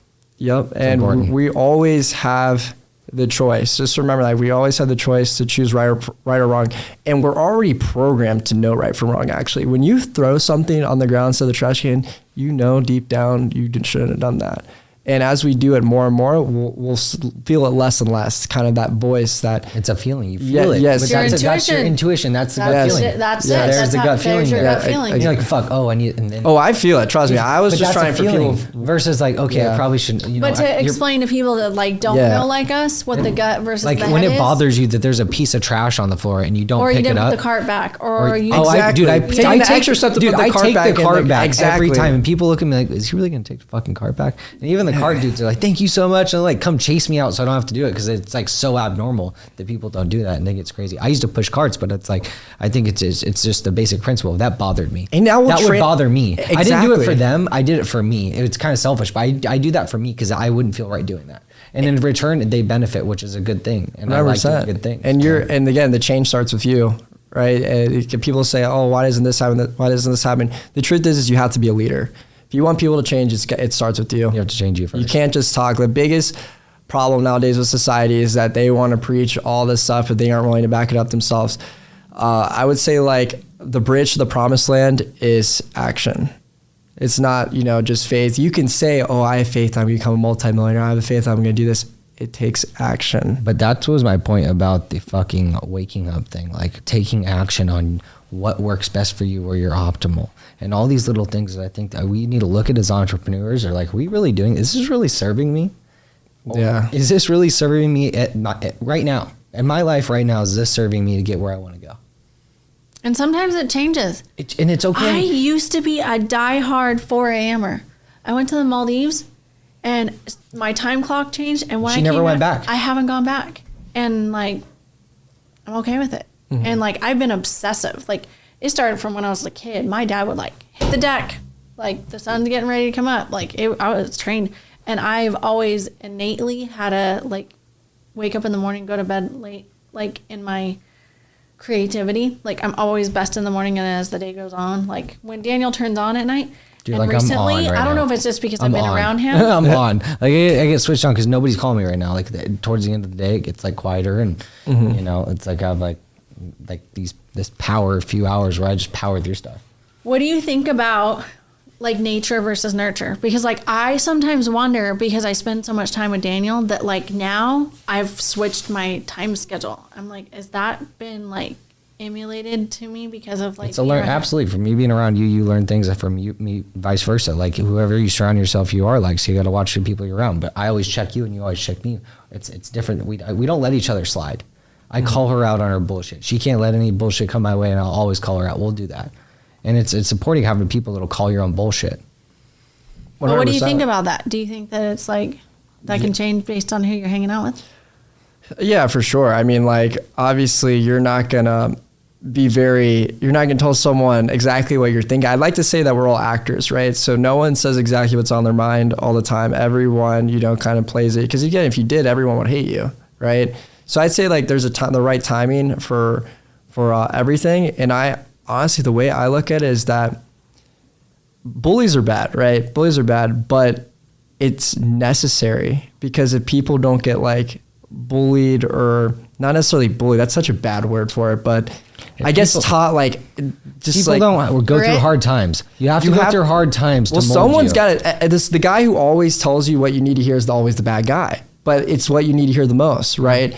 And again, like if someone's, let's just say like for me, right? I'm pretty skinny. I'm not huge. So in order for me to like get bigger, if no one says anything about me being skinny, then I'll never change. But if someone eventually starts like, punking you, be like, hey, what's up, skinny? Yeah. Or then it bothers you. Yeah. Or like pushing me on the ground. Then like, I want to get bigger. I want to get stronger. I want to learn martial arts. Right. So like, to me, it's just like the way nature works, it works for a reason, and like, obviously you do have to have the nurture side where you are comforting and loving. There's a balance, and there's a right time for everything. And I think it's just a mix of both.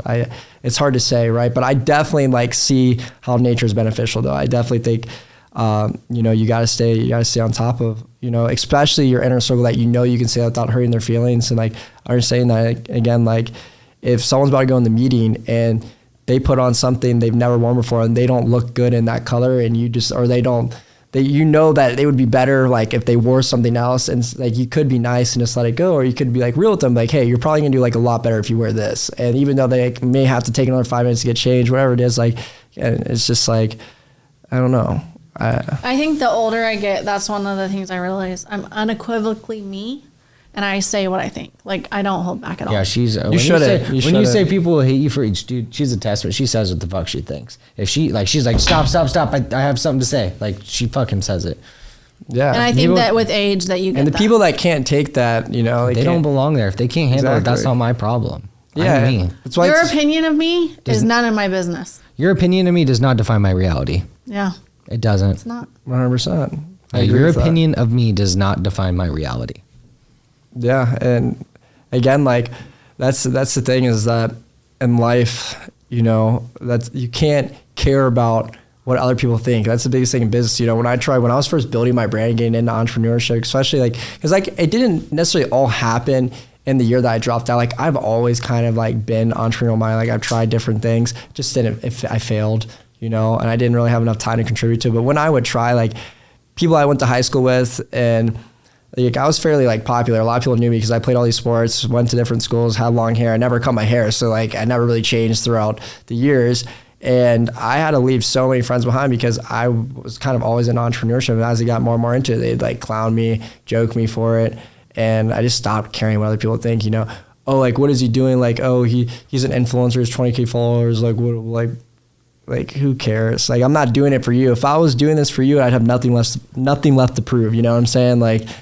I've already proved enough to all of them. Now, it's just me versus me at this point. That's the biggest battle. I think that's important too. The biggest battle is the you versus you battle, and the daily grind that you have to do, and the hustle is and to me, it's just it's constant evolution. It's you're constantly. It's not you create the success and you go to the next one and the next one and the next one, and you're constantly improving each time, and it's just evolution. I think you should always be growing. If you're not growing, you're dying. 100%. Yeah, completely agree with that. Crushed this one. I know. It's been great. This was fun. Crypto NFTs. I know you had something about crypto NFTs. Yeah, I was that was the last thing. Is the last. I was wondering if you're gonna let me. Droppers. We can talk about Antarctica and the South Poles. No, I'm just kidding. No, that's no. I'm just kidding. Don't you dare. That was a long conversation we had. Okay, I want to hear about NFTs and crypto. Yeah, so I'm honestly just now kind of getting invested in NFTs, but I think that smart contracts and digitalized assets are definitely in the future. Crypto, I made a ton of money. I have I definitely have a 6-figure crypto portfolio. Now with NFTs, I literally I don't even think I'm less than 5. I'm really getting new to it. But I hate watching people make money. Oh my God. But I can tell whatever everything is an entrepreneur world. Everyone is fluffing their feathers. Even me, I naturally fluff my feathers because by the time you confront me about it, I'll already be there. It's just how it is. And I'm not saying make something up, but I'm just saying tell you only their wins, not their losses type of thing. I made $100,000 off NFTs, but they don't tell you they lost 200. You know what I mean? That's what I mean by fluff. But, yeah, I think NFTs are definitely the future, but I think that you have to do your due diligence because there's a lot of rug pull NFTs, which basically is when they do influencer partnerships and there's no actual utility on the NFT. So you want to make sure that there's actually some sort of benefit or impact that NFT is making. And there is going to be digitalized art NFT where it's just bought and goes up in value just because it's a great piece of art, it's unique. But smart contracts, NFTs, crypto is definitely the future. I think we're getting close to hitting a bear market. I think most crypto investments, if you hold 5-10 years long term, you will make money, but it's definitely going to be up and down along the way. And yeah, I mean, a safer investment is definitely Bitcoin. Crypto is the highest appreciating asset that's ever existed. It's also very risky, and everything I'm saying, take as a grain of salt. I'm not going to be the reason you invest something. This is not financial advice. I think that if Ethereum stops delaying their 2.0 update, I think that will definitely go up in value. And try to find projects and try to put time into researching projects that haven't already blown up. Because you could buy Bitcoin, right?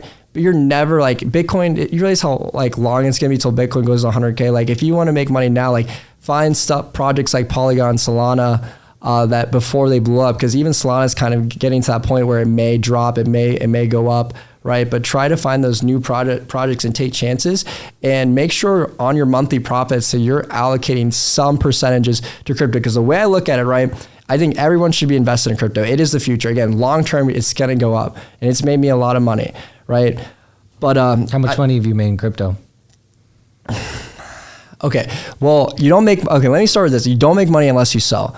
But I'd say on average, I made 33% of what I invested. Right. So if I, invested 99,000, then I would have 122. But I'd say that my percentages of crypto that I hold is one, mostly Bitcoin. Then right below that is Ethereum. I have a lot of Ethereum. And then actually Polygon, and then I have a lot of Solana and ADA, and then like a bunch of others like spread out like Polkadot and Uniswap and just like various others kind of just like out there. But I actually thought the idea of like kind of investing. I never invest into altcoin, by the way. So like altcoins. Well, they're also called shitcoins. They're the coins that have very, very low market cap. Dogecoin or whatever. Yeah, stuff like that. You could make a ton of money if you get lucky. It's gambling, right? But I feel like it's all gambling. But I got in it finally. I finally got past. So I bought an NFT. I minted an NFT with the buddy. You still haven't even posted it. You may be able to show me how to post it after this. I don't even know how to do it. Mm-hmm. And then I bought, I bought a little bit of crypto. And I just messed around with it just so I could see what it does. And I watched it fluctuate. I bought, right before it went down, then it went down. Now I'm watching it, monitoring it. Yeah, okay. So you have to dollar cost average. So it's very key to dollar cost average because long term, you have to understand it's going to go like. Oh, yeah. So you want to just to hold it forever and just not look at it. That's what I feel like. I just more just like a long-term investment account. But if it's something like you do want to take profits along the way is what I've learned. My barber, bro. You want to take profits along the way because I used to not take profits. I kind of regretted it because I realized that we're always going to go into a bull market and we're always going to go into a bear market. So when you're bulling and it's going up, it's the time you want to take some profits because odds are it's going to dive down again. I think we're right, but I think that once we go into this bear market, which I think is soon, I don't think it's yet. I think it's soon. It could be like months from now. Don't know. No one knows. But when that happens, that's going to be the time to kind of start buying again. But and let me know. Yeah, and I'll watching myself lose money from money that I put in. For sure. I'll hit you guys up on a call that I do. I'll be, hey, I'm gonna buy like this because I'm like I pay money to be in like different chats and stuff. But like definitely I don't buy something just because like someone in a crypto chat told me to buy. They put the idea in my head, then I go out and do my research, and then if I believe in it, if this makes sense, right, then I do it. So, but again, like long term, Bitcoin, Ethereum, I think Ethereum will do great as long as they're able to get that 2.0 update in place. And what is that? Basically, right now the problem with Ethereum and like there's a lot of like NFTs that work directly with like Ethereum, and the gas fees are very expensive to like buy NFTs and stuff. So like gas fees are like transaction fees per transaction. Yes. NFTs are basically digital art that you can purchase for money, where you buy with the cryptocurrency, and the cryptocurrency is just like a stock. Or like the new US dollar. You can look at it that way. It could be treated to like a stock, or it could be treated like money in your bank account, but instead of money in your bank Honestly, account. like it's the stupidest shit. What do you describe it as? Like, how would you explain it to somebody who doesn't know what crypto is? What have you heard of like a simple saying you could explain to somebody that like it would make it make sense? Like, I would just say it's like kind of like a digitalized currency, and each like currency, kind of like a stock, has like a different purpose, right? Like Solana helps speed up transactions for like NFT purchases, and also like different like digitalized games. Like it's just Solana is like a stock that you can purchase. Yeah, like that's the way I look at it. I'm not like a crypto or NFT expert. The way I look at crypto though is every time I bet against crypto, I lost. And what I mean by that is I wish I always got in sooner. Like every year, I'm like, this is a scam. This is BS. I'm not doing it. That's right. And the next year, after I saw you, and I was like, dude, he's probably, and then like I started paying attention. And I realized more people are doing this. I was like, dude, watching other entrepreneurs do it. We went to that event, and then after I got out of the event, that was the event. But you were the first person that like I'd actually seen. My buddy Jordan, he'd show me crypto, he'd show me Bitcoin. What was it, like 3,000? I was like, bro, you're getting scammed. Like, look at it this way. Look at it this way. This is exactly how I look at it, right? Because I honestly I don't like it. I don't like it at all. But space. Exactly. That's but every billionaire, every multimillionaire I talk to, they're invested in it, right? So you start paying attention. Exactly. And I'm like, okay, you guys are all doing this shit. Exactly. Okay. They know something we don't know. And again, I was tired of betting against it. It's the highest appreciating assets ever existed. You can't deny it. Inflation. Oh yeah, if you looked at the US dollar on the chart, it's like, look at this meme coin, and it's like, just kidding, it's US dollar. Yeah, literally everything is so like influx now. Like there's literally companies that are going IPO and they're getting huge, like, 9-figure valuations. They haven't done any sales yet because of all like due to inflation. Like everything's just so like the numbers are just so off. But like with crypto, the way I look at it is I rather lose $100,000 not investing into crypto or investing and failing into crypto than not investing $100,000. Wishing you would have. And thank you, bro. You don't want That's to. why I finally got on it. I was Dude, like, I was like, all right. trust me, it's just worth it. I Even if feel it's better. 5% of your Dude, portfolio.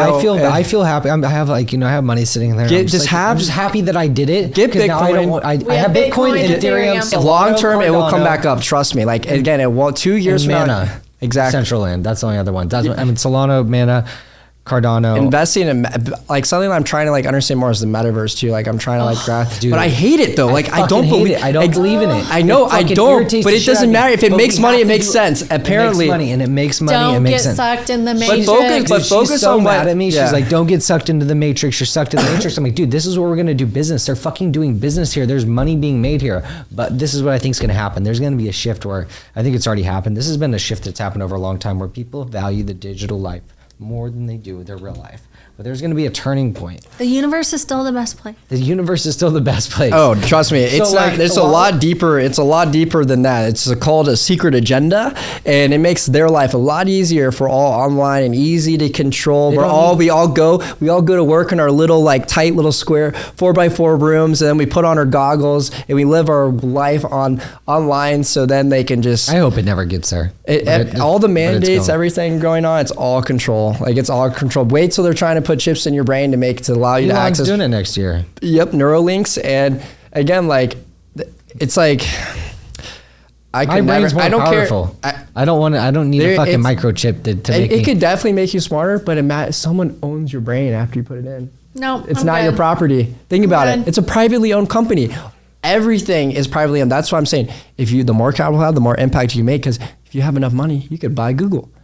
You could buy Instagram. You could buy. Think about it, right? Buy Google shut down. Like literally, no. There needs to be another. I'm not getting into it. We won't get. We won't We get won't into go it. there. Well, that'll yeah. be for another podcast. That'll be our tinfoil hat podcast. Yeah, that won't be like our OnlyFans podcast where only like paid subscriptions can see. So, because that one, I don't know if we can let too many people watch that Yeah, one. YouTube is not going to be. We won't even be allowed anywhere. No. They say that's weird, right? Because like we have They'll the freedom. block it. We don't have the. Why block false information if it's freedom of speech? If we're saying stuff that's false, it will naturally come to light that it's false. Why would you need to hide it? Put the pieces together, people. Those are good questions. If they're hiding the information, why? Why can't we fly over Antarctica? I don't know. That's a whole. I don't know. Like, yeah. We actually know somebody that's going to Antarctica. We actually talked to him. Yeah, if they walk off on the wrong ice cube, they get shot for some reason. Why? Why is that? Why do we He just ever? wants to go hang out with some penguins. That's what he Yeah. said. That's what he said. He wants to go step on the ice. Yeah, I really want to go to Antarctica Of course too, but you I want to do, go just on my because you're private. curious. I want to go on my private Private jet, jet. though and just get shot down. Okay, so what type of private jet do you want? Since we're talking, since this is all about manifestation, what kind? Because I know on a Gulfstream 550, I want 3. I know what colors and everything. Let's hear what. Well, I'm definitely gonna let Daniel decide which jet I have. I honestly have not thought about it. I honestly don't know. But I know you're a guru on this. I know look you're a up guru. pictures of jets. Would you want something that's small? Do you want something that's huge? Do you want a global express where you can go across the whole globe, or do you want something that's like? What I in want LA? is a trustworthy pilot. That is all I. That is Dude, really what. all my clients are pilots. I have like 3 clients that are pilots. One of them for Warren Buffett. So you're good. So like my biggest fear is like, because I fly so much, that's like what I hate taking Uber, Lyfts, and flights because that's like the only time I'm not in control. And like I hate. You want your Have own you done pilot? jet suites? No. NetJets. Do NetJets, a jet suite. that's what you need. NetJets is like you can actually ride out a whole private jet for like $5,000. Then you charge people that have a business meeting with you on the jet for like $2,000 a pop. You put 4 people in the thing and it paid They you for paid your for fucking it. jet. And now you start an LLC. Fucking Trey's Jets LLC. You're welcome. Shout out. We're going to launch the new jet chartering company. Dude, it's happening. And as you can see, I am a jet expert, so you should definitely listen to me on this. No, But that's one of my big goals. That's right one now of I'm the like big into goals. cars. Like I need to get. I can't think about jets before I have a car. You know what I'm saying? Because How I can you if you have like a I have driver? cars, but I don't use them. They're far away, Virginia Beach. But I want. What do You I want a want? super I want a car. McLaren 720S, but I can't Really? get. Have you driven a McLaren 720S? Yes, I have. Okay, Yes, there I you have. go. And you love But the thing is that, like, I rather like it's hard to explain. Wagon or Lamborghini. 720. Oh, Lamborghini? You're just No, all three. Just it's okay to have 3 cars. You know can't that, go right? wrong. Like, how can you go wrong? Like, who makes fun of someone for getting the Lamborghini instead of the Ferrari, or the Ferrari instead of the McLaren? Like, if you like, I'll make fun of you. Okay, well, the I'll be McLaren, like- McLaren's interior is like it's a You race have to car. get the It's a race G-Wagon car. before you get the race car. You have to get the fucking like comfy luxury. The badass. only thing, so instead of getting a G-Wagon, I want the Bentley Bentayga. Wow. The Bentley Bentayga is what I want. It Pure has class, much more- luxury, much more status. Yes, fastest SUV out there. Do you see Ferrari's SUV too that they're Yeah, coming out I with? did. I don't know what it's gonna look like in person, but yeah, the Bentley Bentayga, like kind of like my goal collection is the Bentley Bentayga, McLaren 720S. I want the Huracan Evo. I actually don't like the Aventadors as much as I like the Evos. Weirdly enough, are you getting an Aventador? I like the Cullinan. I do like the scissor doors though. The Cullinan? Okay, well that's like That's a staple. I told That her- is big baller stuff. She told the dudes at SEMA, she's like, yeah, my son's going to get a Cullinan next year and he'll bring it to rap. And I'm like, I've never even been in one yet. Oh, you haven't? Nope. No. neither no, have I. No. I think Yeah. we should do that. Yeah, we should. We need to get a driver. No, just rent one out one day and get a driver and go around. Exactly. Have And Eddie then Falls around. we could do a vlog in the back. They do a vlog in the back, but more just so like the visualization and manifestation Feel it aspect of it. exactly. So drive you know what the feeling. You want like. to drive it? You're not driving. That's perfect. We are in the back. She drives. She has That's- drunk spin sober, bro. You are driving a Rolls Royce. I think the road's moving. That's why he wants a. That's why I want a Sprinter van. So she I can't drive. She can't drive right now, bro.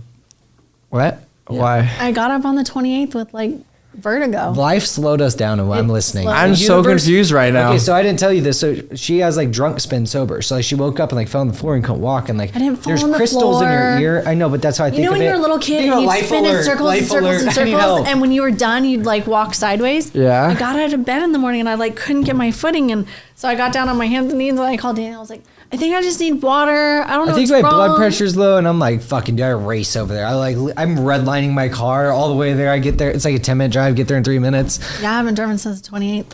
That was bad. I've I've been taking care of her since the 20th and driving around. He picks me up and I drives swear me to work. both their cars are out there, so I'm really.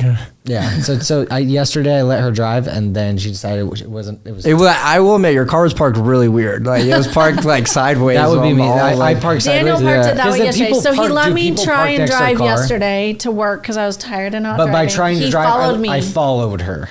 from the garage, and then we got here, and I was like, "Yeah, I'm good. I don't want to drive." And so That's we so went to dinner interesting. last I don't. night. I've never even like heard of that. She has a supercar So and I she guess doesn't there's- want to drive. That's fucked so up. there's crystals in your ear that sometimes get dislodged, is what I'm It's like told. a I fucking. looked at a YouTube. It's like the rocker ball, and it like dude, like when they're loose, it's like they're fucking spinning around there like a fucking. It's like you have motion sickness all the time. Have you ever Something had- Joe could solve this. Joe Dispenza, I think so Yeah, too. you just I'm gotta gonna go see an reprogram the ENT crystals. on the 19th. I Yeah. heard it might be like an inner ear thing or something. Yeah. Hopefully. Yeah. But that's why we want the Sprinter van, because I need to be driven around. It's been rent's tough. It's You're gonna have your logo on it too. Write it off. yeah. I'm gonna do. What Black. do you think about leasing versus financing? We lease everything. Oh, really? Yeah, we lease our cars. Because I Is want that new guy- cars every 3 years. Yeah, bro. And my Oh wait, tax- so you were able to wrap it on a lease? You can do whatever. Oh, we didn't ask permission. It's always better to ask for forgiveness than permission. Absolutely. Rule number 1. Wait, really? Yeah, bro. What do you think? Like, so you don't think? Trey, you don't need to, but you should buy your car because luxury and exotics are an investment now. And I wish Now that they're going I up, wish we would have bought her But fucking I can car. still buy it. That's why you lease You it can? first. Yes. So See? this is the plug. What? So you go in and you negotiate a lease, and then if you negotiate a good enough deal up front, when it's time to turn in your lease, you can just pay the residual, which is a much better price than if you go in and try and negotiate on the car.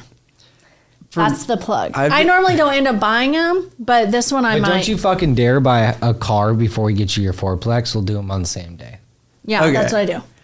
House first, then car. And she tees up the car deal while we're still doing the house, Yeah, so we I'll close have the the same car day. ready the so day you you can buy close. both. That's Well, our- what if I was thinking about buying like the car all cash and then refinancing it? Was what I kind of was. Why? Who gave you that advice? My dad gave me that advice because he if said he's somebody that lives the life No, that you want, no. okay, then should you be taking advice? Oh shit. No, but like, talk about these hard No? conversations. well, I've been torn. Like, I've had a lot of people tell me that I need a lease, Wait, but what are I you like the listening idea. to? You're listening to your brain, bro. Go with your gut. Well, I want to wrap like my cars all like custom Trey So color. what if dude. you leased it, got a really good price on a lease, and at the end of the lease you Then you bought could it bought for it the out, but didn't residual, have to fucking take on all and that then it's debt. a way lower payment all the way through. Boom. That's why she negotiates cards. She loves negotiating. It's like it's her fucking secret passion. She likes Do negotiating. you know card I deals. go to timeshare Meetings for fun. presentations For fun. on vacation just to hear their sales pitch? and Because tell like, them I'm that and then obsessed. she helps them. She's like, hey, just so you know, you could have done this a little bit better. You should ask me to close here. I Some would've people bought- may get heated over that. Oh, she does. It's No, I meant like for taking that advice. Like some people may get upset. Like that's the thing too, is that you gotta accept. You gotta like thank people for trying to be honest too, you know.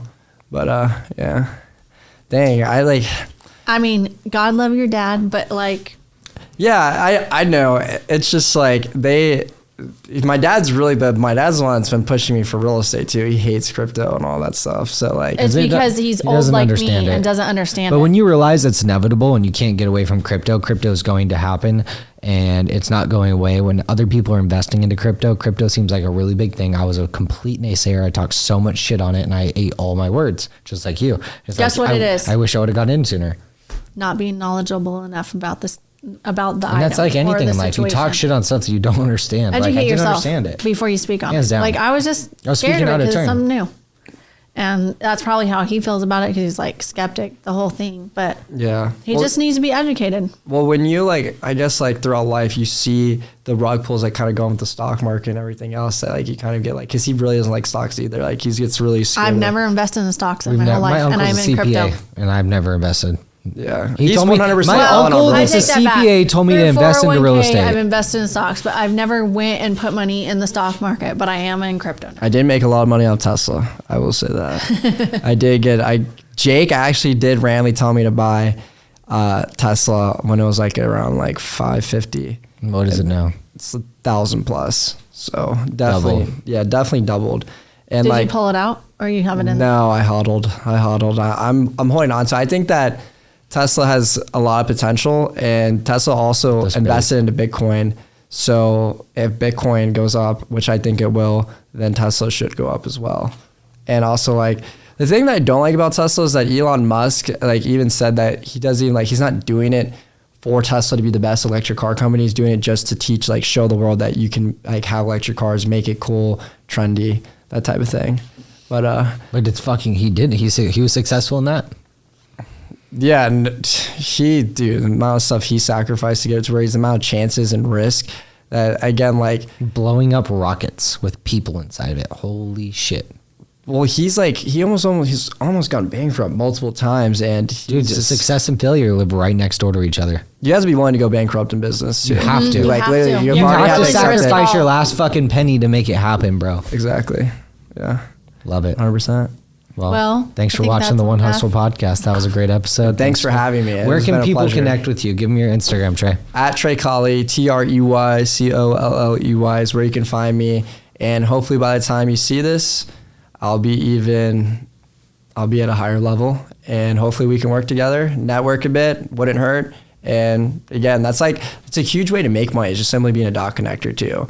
Your network literally is your net worth. You can have no skill sets except knowing people, and you will literally make money just by connecting dots and referral Oh fees, yeah, etc. 100%. But yeah, appreciate you guys so much. Thank you. I'm so honored to be here right now. Hopefully this elevated you guys too and you enjoyed this. Let me know what you guys think in the comments below. And we'll be seeing you on the next one. That was episode number 3. Going to be doing a giveaway on the channel. You have to make sure you like, follow, and subscribe. We want to give back to you and give you a shout out. We want to show the love to you like you show the love to us.